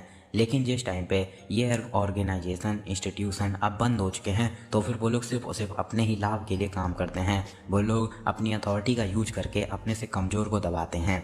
जहाँ तक कि जो पब्लिक लीडर्स थे वो भी उनको बिल्कुल भी क्रिटिसाइज नहीं कर पाते थे। तभी उस टाइम पे एक हीरोइक फैमिली सामने आई जिसने शैडोज के तरीके काम करना स्टार्ट किया। उस फैमिली का नाम था ऑडिटोर द सिसिलिया। एक फैमिली जो कि अंधेरे में काम करती है उजाले के लिए। वो असैसिनेशन का यूज करके अब सारी की सारी अथॉरिटी को मेंटेन रखती है एक लेवल पर। जो लोग ऑडिटोर फैमिली में जन्म लेते हैं उनको बचपन से ही एक बहुत ज़्यादा हार्श ट्रेनिंग से गुजरना पड़ता है और अपने इमोशंस को दबा करके रखना पड़ता है ताकि वो लोग एक असैसिन बन पाएँ। वो एज जिस टाइम पे उस बच्ची ने अपने हाथों को खून से रंगा था, उसकी एज थी मात्र 15 साल। दिखाया जाता है एक बूढ़ा बोलता है, क्लोई ऑडिटोर द सिसिलिया, तुम बिल्कुल भी ये मना मत करना, तुम्हारा टैलेंट एक असैसिन बनने के लिए सच में बहुत ज़्यादा अच्छा है। और जो सिसिलिया थी उसने बचपन से ही ये चीज़ सुनी हुई थी, तो इस वजह से क्लोई ने इसको पूरे तरीके से एक्सेप्ट कर लिया। उसके बाद में उसकी लगातार ट्रेनिंग से उसकी मेंटेलिटी पूरे तरीके से टूट गई और उसके दिल में एक काले कलर की परत जैसी जम गई, और ऐसे ही उसके दिल से सारे के सारे इमोशंस लगभग में गायब हो गए। लेकिन सिर्फ और सिर्फ उनके इमोशंस के कुछ निशान ही रहे। और तभी क्लोई की वो एज आ गई जिस टाइम पे उसको एकेडमी में जाना था। वो थी जोएकिन एकेडमी, एक ऐसी एकेडमी जहाँ पर इंसान को उसके खुद के ही स्किल्स के हिसाब से क्लास दी जाती थी। देखा जाए ऑडिटोर फैमिली के हर एक मेंबर वो लगभग में एक ड्रैगन क्लास के जाने के तो बराबर होते ही हैं, लेकिन क्योंकि उनकी फैमिली का ट्रेडिशन है कि वो लोग एकदम नॉर्मल और कॉमन ज़िंदगी को जीते हैं, और यही एग्रीमेंट है फैमिली और एकेडमी के बीच में। दिखाया जाता है पहले का सीन जहाँ पर वो बुढ़ा बोलता है कि कभी भी किसी की भी नज़रों में मत आना, और वही क्लोइस को याद करती है और बताया जाता है कि इवन वो एकेडमी में भी आ गई, लेकिन फिर भी उसका जो पर्सनल फ्रीडम था उसके पास में बिल्कुल भी नहीं था। उसके पास में सिर्फ और सिर्फ एक ही रास्ता था, असैसिन बनने का। क्लोई ने एक भी शब्द नहीं कहा, उसने सारी चीज़ें ऐसे ही एक्सेप्ट कर ली, ऐसा सोच करके कि वो इसको चेंज नहीं कर सकती है। उसने ऐसा ही सोचा था जब तक कि वो उस मेल स्टूडेंट से मिली। दिखाया जाता है मेन कैरेक्टर बोलता है कि हे तुम बास्टर्ड कहीं के, क्या तुम लोग का दिमाग खराब हो चुका है बास्टर्ड्स, क्या तुम साइकोपैथ्स हो, उसको छूने की हिम्मत मत करना। और राइटर बोलता है कि सब स्पेस बैटल रॉयल के टाइम पे मौत रियलिटी नहीं थी। उस टाइम पे वो क्लोई का पहली बार था जब वो मौत को एक्सपीरियंस करने वाली थी। वो डर के मारे वहाँ पर नहीं खड़ी थी, बल्कि क्लोई ने अपने भाग्य को पहले ही जान लिया था और वो अपनी मौत के लिए पहले से ही शांति में तैयार थी। उसने बहुत पहले ही कोई भी पॉइंटलेस स्ट्रगल करना छोड़ दिया था और यही तरीका था जिससे उसने जीना सीखा था। यही उसे सिखाया गया था बचपन से ही और आज तक वो ऐसे ही जी थी। हाँ, ये एकदम सही बात है, कुछ भी चेंज नहीं हो सकता है, भाग्य एकदम क्लियर कट ही होता है। फिर सामने देखती है और बोलती है कि नहीं नहीं, शायद से ये बदल सकता है। ये उस टाइम पर उसको ऐसा लगा जैसे कि बर्फ के तूफान के बीच में घने काले बादलों में से एक सूरज की किरण उसको सामने दिखाई दी हो, और एक ऐसा इंसान जो कि उसके लिए अपनी तलवार का यूज कर रहा था। एक तलवार जो कि खुद ब खुद किसी इंसान के द्वारा चलाई जा रही थी, और एक तलवार जो कि किसी की रक्षा के लिए उठी थी। क्लोई वो रीजन थी जिस वजह से उस स्टूडेंट ने अपने चाकू को उठाया था। उस पे बचपन के दौरान पे उसने एक किताब छुपा के रख रखी थी, एक उसकी फेरी टेल की किताब, जिसमें कि उसने पढ़ा था कि एक जो प्रिंसेस थी वो कासल में बंद हो जाती है, तब जो प्रिंस जो कि उसको प्यार करता है वो उसको बचाने के लिए आता है। जैसे ही उसको ये याद आया उसका चेहरा पूरे तरीके से लाल हो गया, उसके दिल में एक अलग ही फीलिंग आई और उसे बहुत ज़्यादा भरा भरा महसूस होने लगा। एक अजीब सी अलग सी फीलिंग उसके अंदर से आई, और जैसे ही क्लोई को जो महसूस हुआ तुरंत ही उसके दिमाग में सबसे पहली चीज़ जो आई उसने कहा कि ये प्यार है। डैम इट, सीन शिफ्ट हो जाता है जहाँ पर मेन कैरेक्टर देख रहा होता है सामने क्लोई को और वो हंसने लगता है। वहाँ पर थोड़ी देर के लिए शांति हो जाती है। मेन कैरेक्टर बोलता है कि डैम इट, आखिर ये क्या चल रहा है? क्या ये मेरी गलती थी कि मैंने उसको इनोसेंट समझ लिया, और या फिर ये मेरी गलती थी कि मैं उसके साथ में यहाँ पर खाना खाने के लिए आ गया? और बोलता है कि क्लोई, क्या जो चांद है आज इतना ज़्यादा खूबसूरत है ना? तुम्हें कैसा लग रहा है? और वेल थैंक यू आज के डिनर के लिए, और चलो फिर मैं चलता हूँ, कल मिलेंगे। क्लोई बोलती है कि क्या तुमने देखा? मेन कैरेक्टर बोलता है कि हाँ क्या? क्लोई बोलती है कि वो, और अपने ग्लव्स को उतारने लगती है। मेन कैरेक्टर शांत हो जाता है और बोलता है कि क्या तुम अपनी किताबों की बात कर रही हो? हा हा हा, तुम सच में बहुत ज़्यादा मेहनत कर रही हो पढ़ाई में। इसको सुनकर के क्लोई बोलती है कि मेरी डायरी। इसको सुनकर के मेन कैरेक्टर एकदम अजीब सा चेहरा बना लेता है और बोलता है कि क्या उसके पीठ पर भी दो आंखें हैं या फिर उसके सर पे? आखिर उसने मुझे देखा कब? उसके अलावा पहले वो फॉर्मल लैंग्वेज का यूज कर रही थी जबकि मैं उसको मना भी कर रहा था, लेकिन फिर भी वो अब बिना फॉर्मल लैंग्वेज के बोल रही है। ऐसा लग रहा है जैसे कि वो पूरे तरीके से एक अलग ही इंसान बन चुकी है। मेन कैरेक्टर बोलता है कि मैंने नहीं देखा। क्लोई बोलती है कि क्या तुमने नहीं देखा? मेन कैरेक्टर बोलता है कि हाँ मैंने नहीं देखा। क्लोई बोलती है झूठ मत बोलो। तो मेन कैरेक्टर बोलता है कि हाँ मैंने देखा। तभी देख करके सामने चौंक जाता है। क्लोई अपनी तलवार निकाल लेती है। मेन कैरेक्टर अपने मन में बोलता है कि क्या आखिर ये क्या बकवास है? नहीं नहीं नहीं रुको, अगर मैं यहाँ से कूदूंगा, ये चौथा फ्लोर है, यहाँ से तो मेरे चीथड़े उड़ जाएंगे। सिर्फ और सिर्फ एक ही निकलने का रास्ता है, ये तो पूरे तरीके से एक सदमा है, मैं यहाँ पर ट्रैप हो चुका हूँ। तभी क्लोई अपनी तलवार को घिसते घिसते अपने मेन कैरेक्टर की तरफ में बढ़ने लगती है। मेन कैरेक्टर बोलता है कि क्या वो यहाँ पर आ चुकी है? नहीं, क्या वो अनकॉन्शियस है? रुको रुको रुको, मुझे कुछ पता है। ये चीज क्या है? एक ऐसी आंखें जो कि बिल्कुल भी गति नहीं दिखा रही हैं, पूरे तरीके से डल लाल आंखें, ऐसा लगता है कि जैसे उनमें जान ही नहीं है। मुझे पक्का पता है, ये है एक येंडेरे। और येंडेरे अगर तुमको पता ना हो, वैसे ये बहुत ज़्यादा मोस्ट कॉमनली यूज्ड वर्ड है। अगर तुम मानवास, रोमांटिक मानवास में ज़्यादा यूज होता है, एक्शन मानवास में नहीं होता है। तो मैं बता देता हूँ, ऐसा जैसे ज़्यादातर ये लड़कियों के लिए यूज किया जाता है। एक लड़की का इतना ज़्यादा ओवर प्रोटेक्टिव हो जाना कि वो इवन किसी को मारने के लिए तक को तैयार हो जाए, उस इंसान को रखने के लिए, समझ रहे हो? वो उसे येंडेरे बोलते हैं, ठीक है। और मेन कैरेक्टर बोलता है कि उसी के अलावा एक इतना ज़्यादा बहुत ज़्यादा एनर्जेटिक एटीट्यूड वो एकदम से चेंज हो गया। नो वे, क्या इसको स्प्लिट पर्सनैलिटी भी है? एक येंडेरे कैरेक्टरिस्टिक क्या कम था, अब यहाँ पर एक स्प्लिट पर्सनैलिटी की भी प्रॉब्लम आ चुकी है। मुझे लगता है कि उस समय पर जो मैंने डायरी खोली थी वही उसका ट्रिगर पॉइंट था उसकी पर्सनैलिटी चेंज होने का। ये बहुत ज़्यादा डेंजरस है, वो शायद से मेरा मौत तक पीछा करेगी। मुझे किसी तरीके से यहीं से अपनी सेफ्टी को बनाना पड़ेगा। उसका किलिंग इंटेंट वो जो माओ ब्रदर्स थे उनसे भी ज़्यादा खतरनाक है। डैम इट, अकेडमी लाइफ सच में बहुत ज़्यादा टफ है। पहले मुझे इस सिचुएशन से निकलना चाहिए। सोच सोच सोच, जल्दी सोच। और याद करता है कि उसके पास में अभी भी 9 सेकंड का टाइम बचा होता है। बोलता है कि मेरा सेसिमा नाइफ वो मेरे कमरे में है, और वो नाइफ जो कि मैंने पहले यूज किया था वो अभी मुझसे बहुत ज़्यादा दूर है। नहीं, अगर मैं उतनी दूर उसको लेने के लिए जाऊंगा तब तक मेरा एक हाथ या एक पैर पे बहुत बुरे तरीके से वो चोट मार देगी। क्लोई तैयार हो जाती है अटैक करने के लिए। मेन कैरेक्टर चौंक जाता है, तभी बगल में देखता है वहाँ पर एक बॉक्स कटर रखा होता है। उसी टाइम पर क्लोई अटैक करने के लिए आगे बढ़ जाती है। मेन कैरेक्टर उसी कटर को उठाता है और बोलता है कि मैं इन चीज़ों को बात करके सही करना चाहता था, लेकिन ऐसा हो नहीं सकता है, और अटैक कर देता है। लिख कर के आता है कि जो गॉड्स की ब्लेसिंग है उनको अपने साथ में रहने दो। क्लोई अटैक करने के लिए बढ़ जाती है। मेन कैरेक्टर अटैक करने के लिए बढ़ जाता है और बोलता है कि क्लोई, तुम्हारे बाल थोड़े से लंबे हो चुके हैं, चलो मुझे इनको फिक्स कर लेने दो। और भाई अटैक करता है। फिर सीन शिफ्ट होकर के थोड़ी देर बाद का सीन दिखाया जाता है जहाँ पर क्लोई सो रही होती है और उठती है, बोलती है कि हाँ ग्योमा, आखिर तुम कहाँ गए ग्योमा?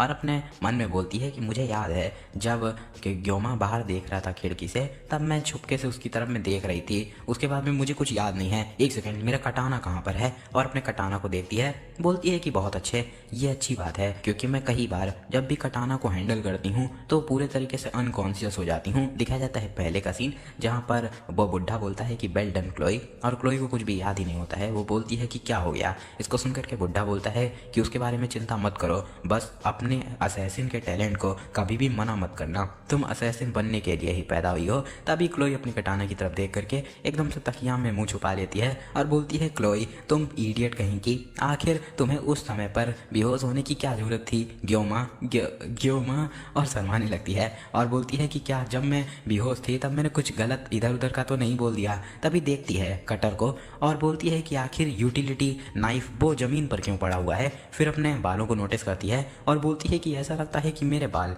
पहले से छोटे हो गए हैं, क्या मेरे बाल यूटिलिटी नाइफ से काटे गए? शायद से उसने सारी चीज़ें साफ कर दी, उसके बाद में चला गया। ग्योमा सच में बहुत ज़्यादा दयालु है, मुझे इस चीज़ को अपनी डायरी में लिख देना चाहिए उससे पहले कि मैं इसको भूल जाऊं। और डायरी में लिखती है और बोलती है कि सब हो गया। लिखती है ग्योमा आई लव यू, और सीन शिफ्ट हो जाता है जहाँ पर मेन कैरेक्टर उल्टी कर रहा होता है और भाई बड़ी सतरंगी उल्टी है और बोलता है कि मैं किसी तरीके से उस सिचुएशन से निकल गया। 9 सेकंड में से मैंने 5 सेकंड तक उसका यूज किया और अब देखो मेरे साथ में क्या हो रहा है। नहीं नहीं दोबारा नहीं, अब मैं जितना भी डिनर जो भी मैंने खाया था वो सब बाहर उगलने वाला हूँ। सीन शिफ्ट हो जाता है जहाँ पर वो बेंच पर बैठा होता है और बोलता है कि मेरा पूरा डिनर वो चला गया, मैं भूखा हूँ। क्लोई आखिर उसके साथ में क्या गलत था? जनरली जो एक स्वॉर्ड्समैनशिप होती है वो यूज होती है या तो अपने अपोनेंट को एक ही सिंगल स्ट्राइक में ख़त्म करने की या फिर उन लोगों को बहुत ज़्यादा चोटिल कर देने की ताकि वो लोग दोबारा से कभी अटैक ही नहीं कर पाएँ। वहीं पर क्लोई जिस स्वॉर्ड्समैनशिप का यूज कर रही थी वो डायरेक्ट वाइटल पॉइंट्स पर ही टारगेट कर रहे थे।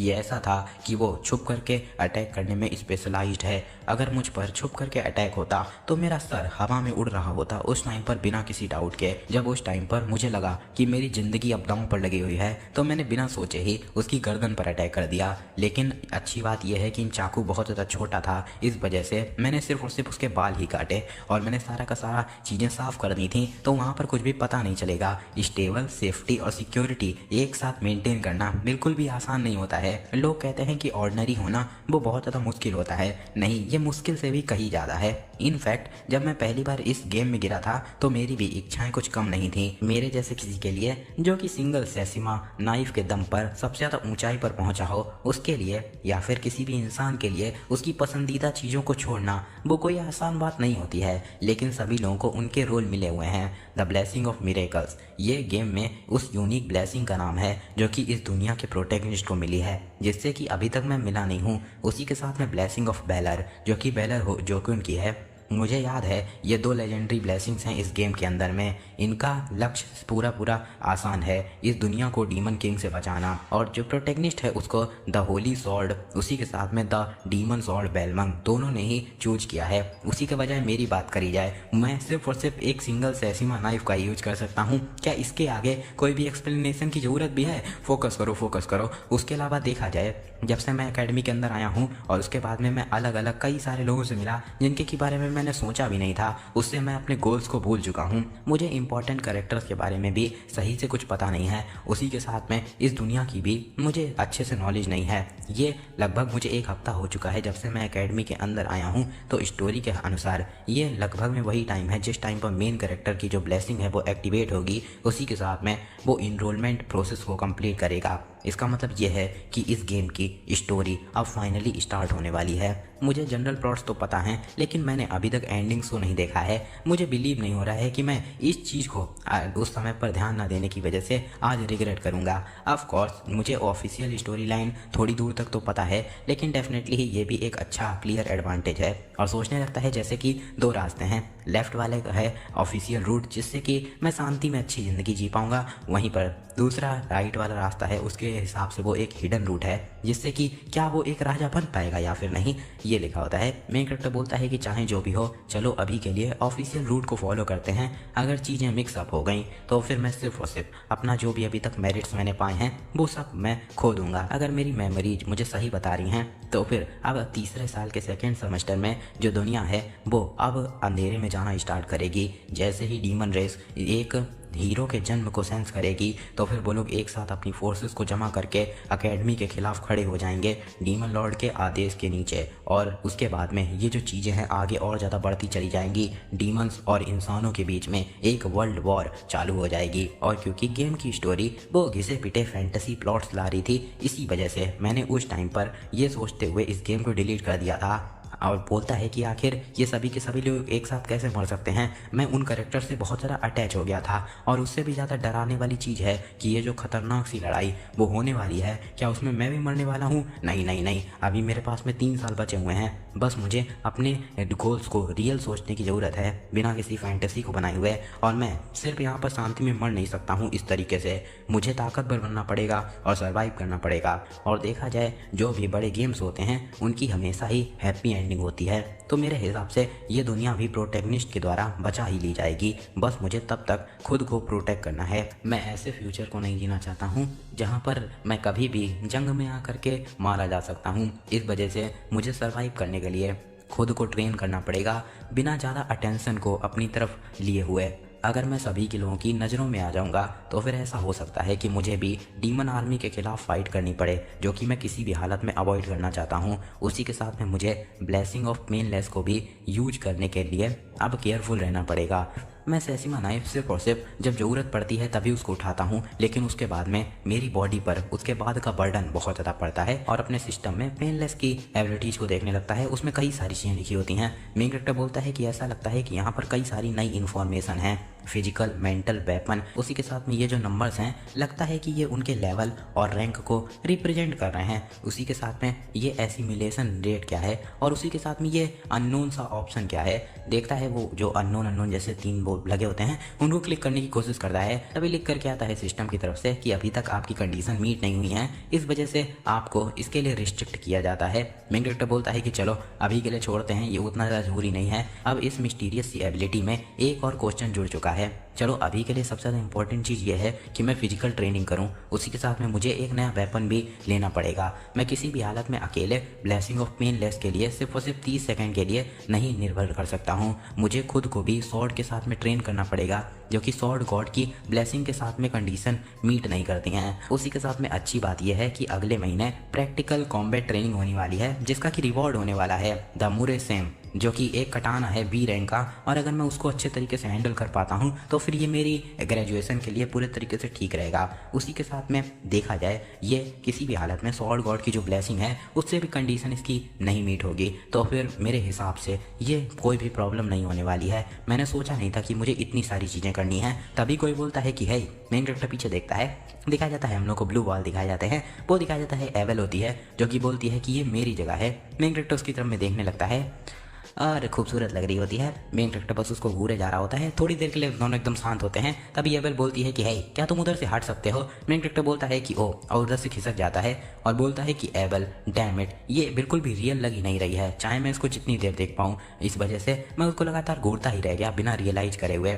वो बोलती है कि तुम्हें यहाँ से हटने की ज़रूरत नहीं है, बस थोड़ा सा उधर से खिसक जाओ। मेन कैरेक्टर अपने मन में बोलता है कि लेकिन आखिर तुम्हारा स्पॉट, आखिर इससे मतलब क्या था? क्या बेंचेस पब्लिक प्रॉपर्टी नहीं होती हैं? क्या ये तुम्हारे क्लास सिस्टम की वजह से है? ओ, अगर मैं मेन हीरोइन के साथ में इन्वॉल्व होऊंगा तो फिर स्टोरी लाइन पूरी तरीके से कॉम्प्लिकेटेड हो जाएगी। तो चाहे ये अनकंफर्टेबल ही क्यों ना हो, चलो इसको अवॉइड करते हैं। और एवेल अपनी अदाओं को दिखा रही होती है। मेन कैरेक्टर बोलता है कि डैम इट, वो सच में कितनी ज़्यादा खूबसूरत है। डैम इट, वो सच में बहुत ज़्यादा खूबसूरत है।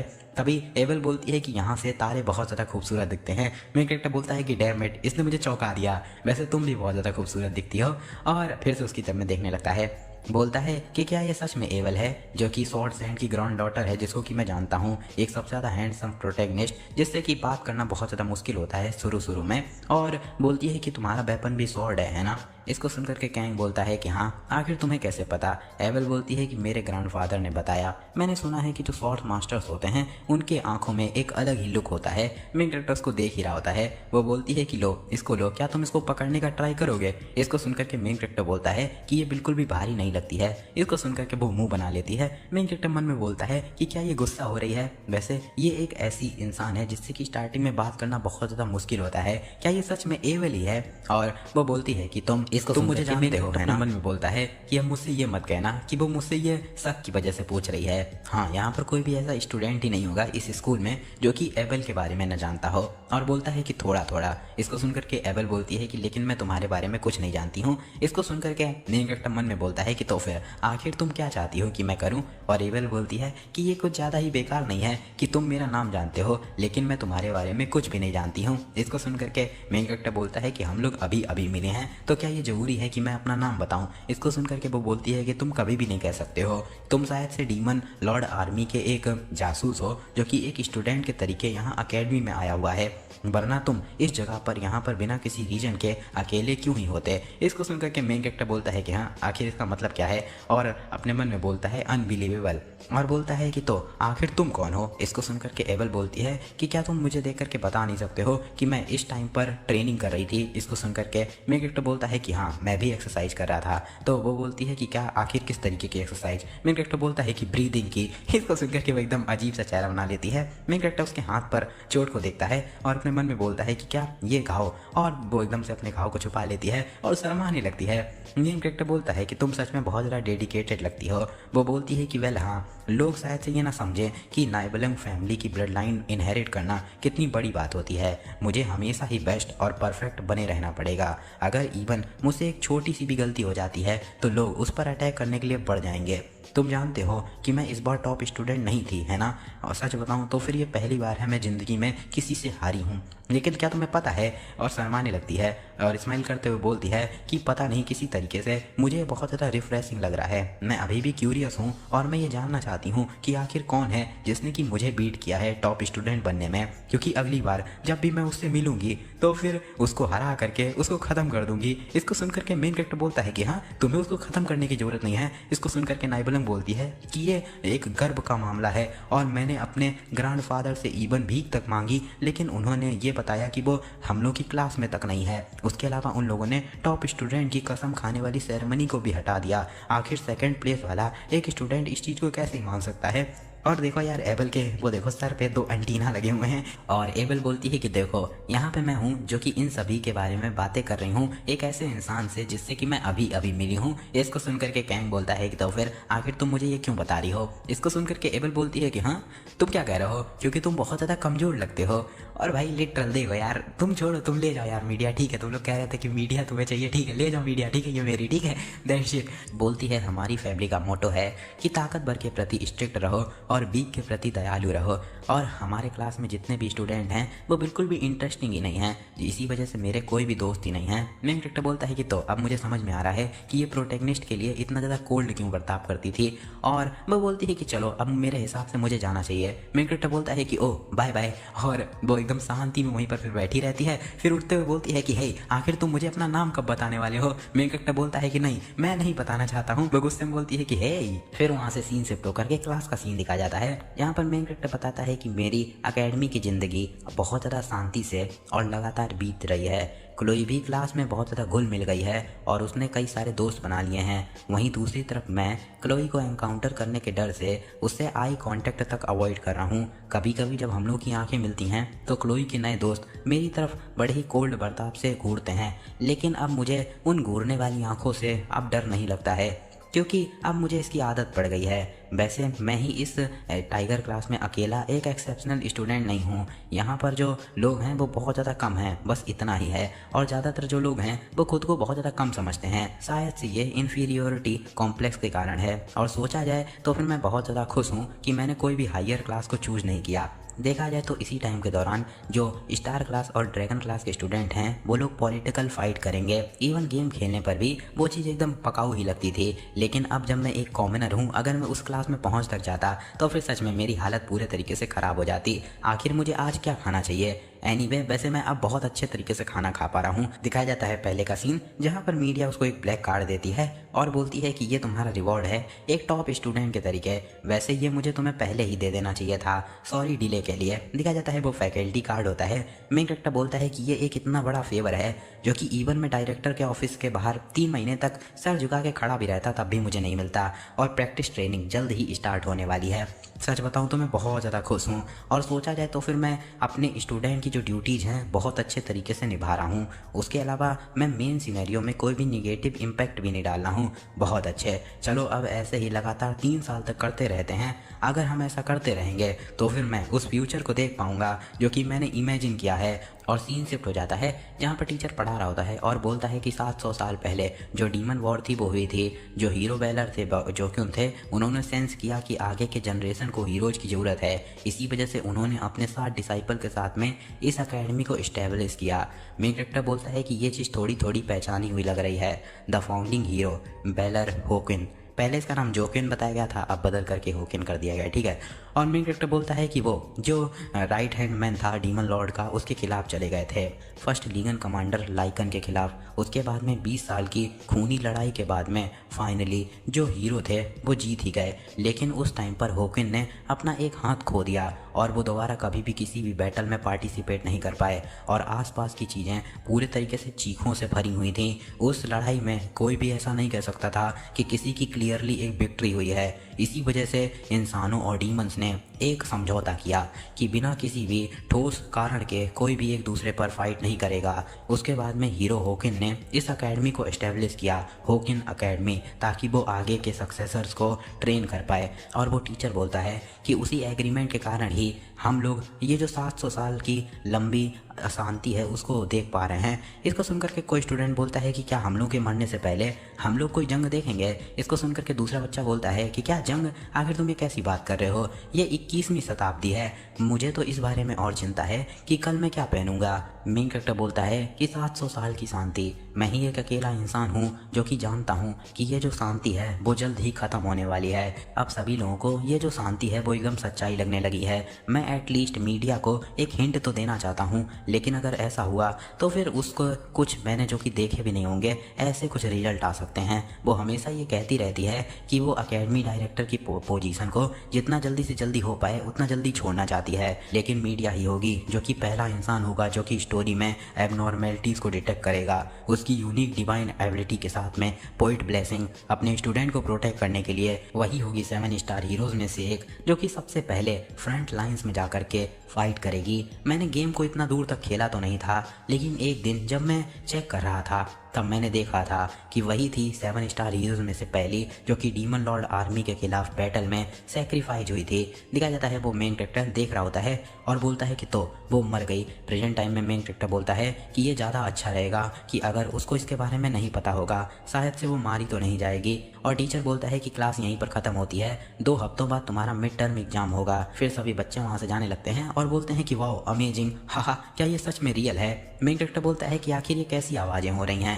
तभी कोई बोलता है कि क्या ये लोग वही हैं। मेन कैरेक्टर अपना फ़ोन देखता है और बोलता है कि हाँ आज ही का दिन है। दिखाया जाता है सभी बच्चे कुछ देख रहे होते हैं। मेन कैरेक्टर भी उनके पीछे जाकर के खड़ा हो जाता है और बोलता है कि अगर मेरी मेमोरीज मुझे सही बता रही हैं तो फिर 5 मई आज वही दिन है जिस दिन इस दुनिया का प्रोटैगनिस्ट वो इस अकेडमी में आएगा, लियोन वॉन राइफनहार्ट। और आज ही का दिन है जो कि 700 सालों की शांति वो टूटना स्टार्ट हो जाएगी। ये कितना ज़्यादा अनोइंग कमीना है। इसका चेहरा पूरे तरीके से इंटरेस्ट को अपनी तरफ खींच लेता है। जैसा कि कहा गया था सभी की सभी गेम की औरतें वो इसी से प्यार में गिर जाएंगी। अगर ये एक एडल्ट रेटेड गेम होता ना तो लियोन डीमन किंग से फाइट करने से पहले ही मर गया होता। मेन कैरेक्टर बोलता है कि वेल ये अच्छा आइडिया है।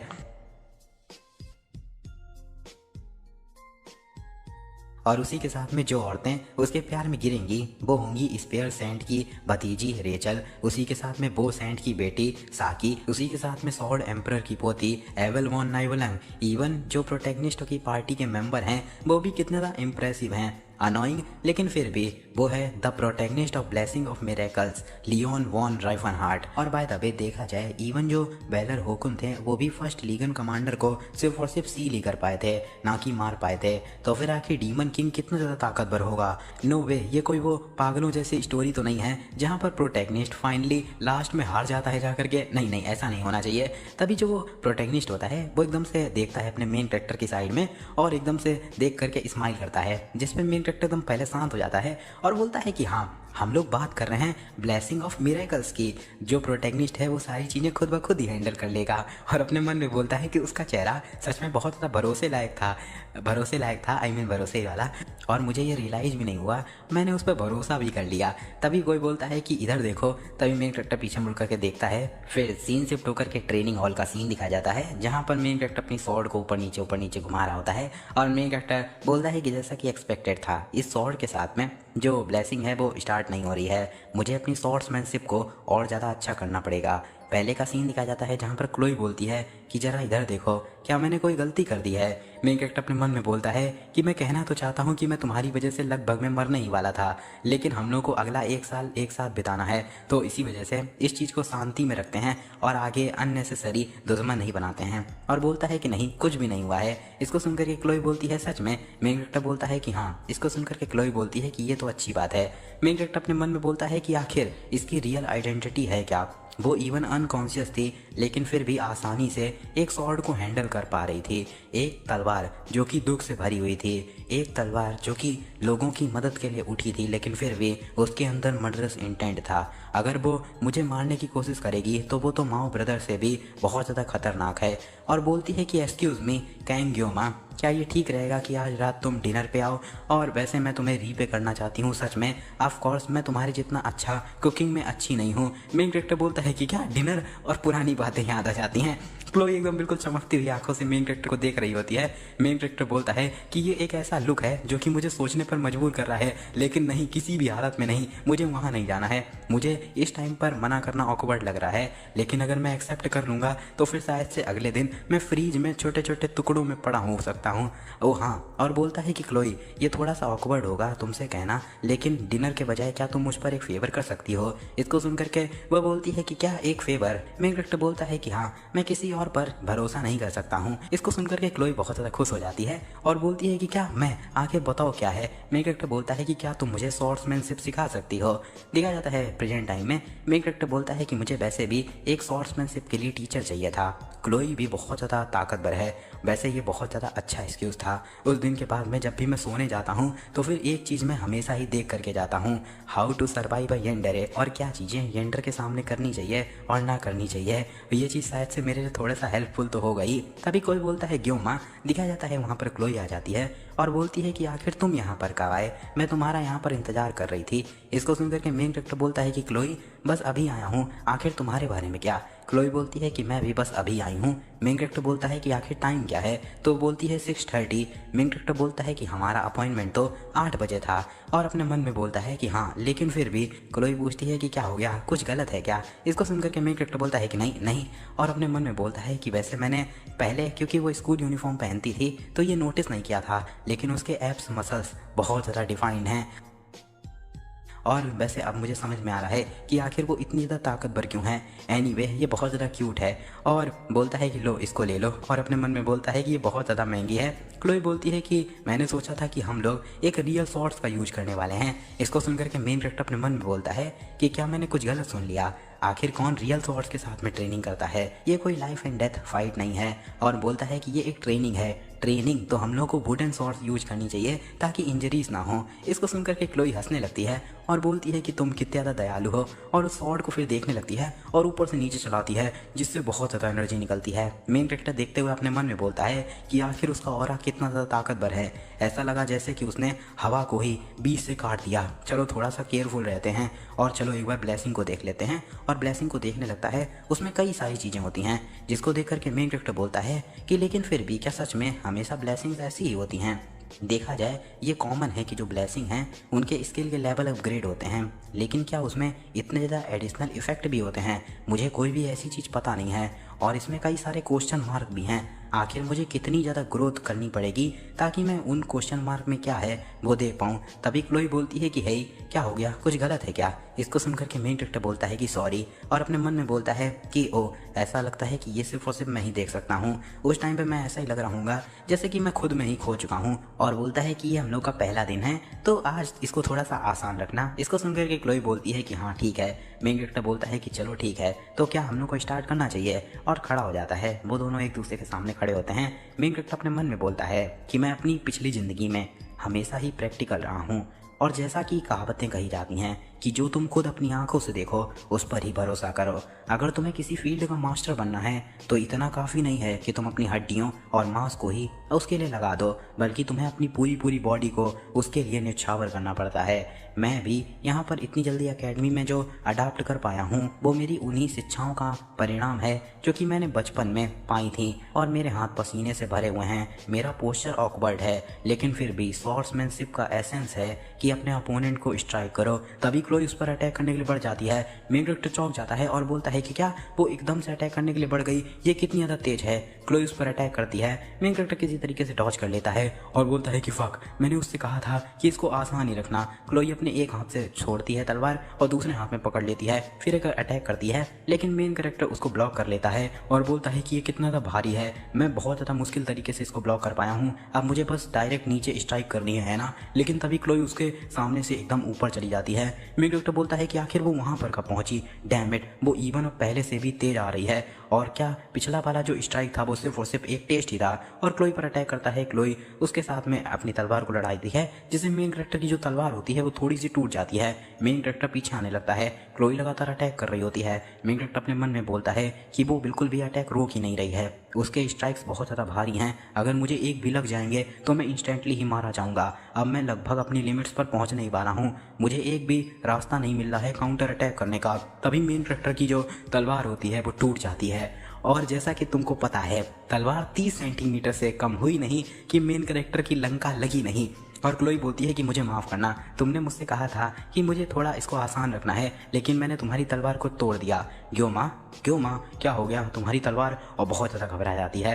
दिखाया जाता है मेन कैरेक्टर की जो वेपन कंडीशन होती हैं वो मिल जाती हैं, इस वजह से उसकी जो स्वॉर्ड गॉड की ब्लेसिंग होती है वो भी स्टार्ट हो जाती है। लिख करके आता है कि वेपन थोड़ा सा डैमेज्ड है, इस वजह से एक एरर आ रहा है। मेन कैरेक्टर की जो पर्सनैलिटी है उसको ज़बरदस्ती थोड़ा सा मैनिपुलेट किया जा रहा है, इंसानियत कम हो रही है, और blessing of the sword God वो एक्टिवेट हो रही है। दिखाया जाता है मेन कैरेक्टर इतना ज़्यादा खतरनाक लगने होता है, कुछ कहने को नहीं।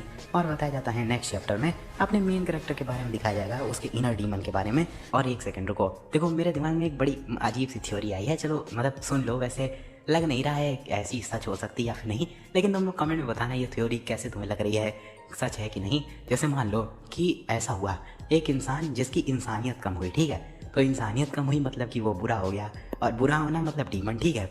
और अभी तक हम लोगों को शुरू से लेकर के डीमन लॉर्ड के बारे में कुछ भी नहीं बताया गया है, तो इसका मतलब क्या ऐसा हो सकता है कि अपना मेन कैरेक्टर ही डीमन है। तुम लोग बताओ यार, बड़ा ही मस्त आया यार, है ना।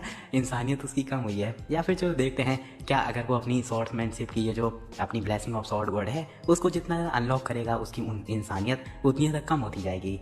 चलो कमेंट करना, ठीक है, अपने ओपिनियन देना। इसी के साथ में इस चैप्टर का एंड होता है।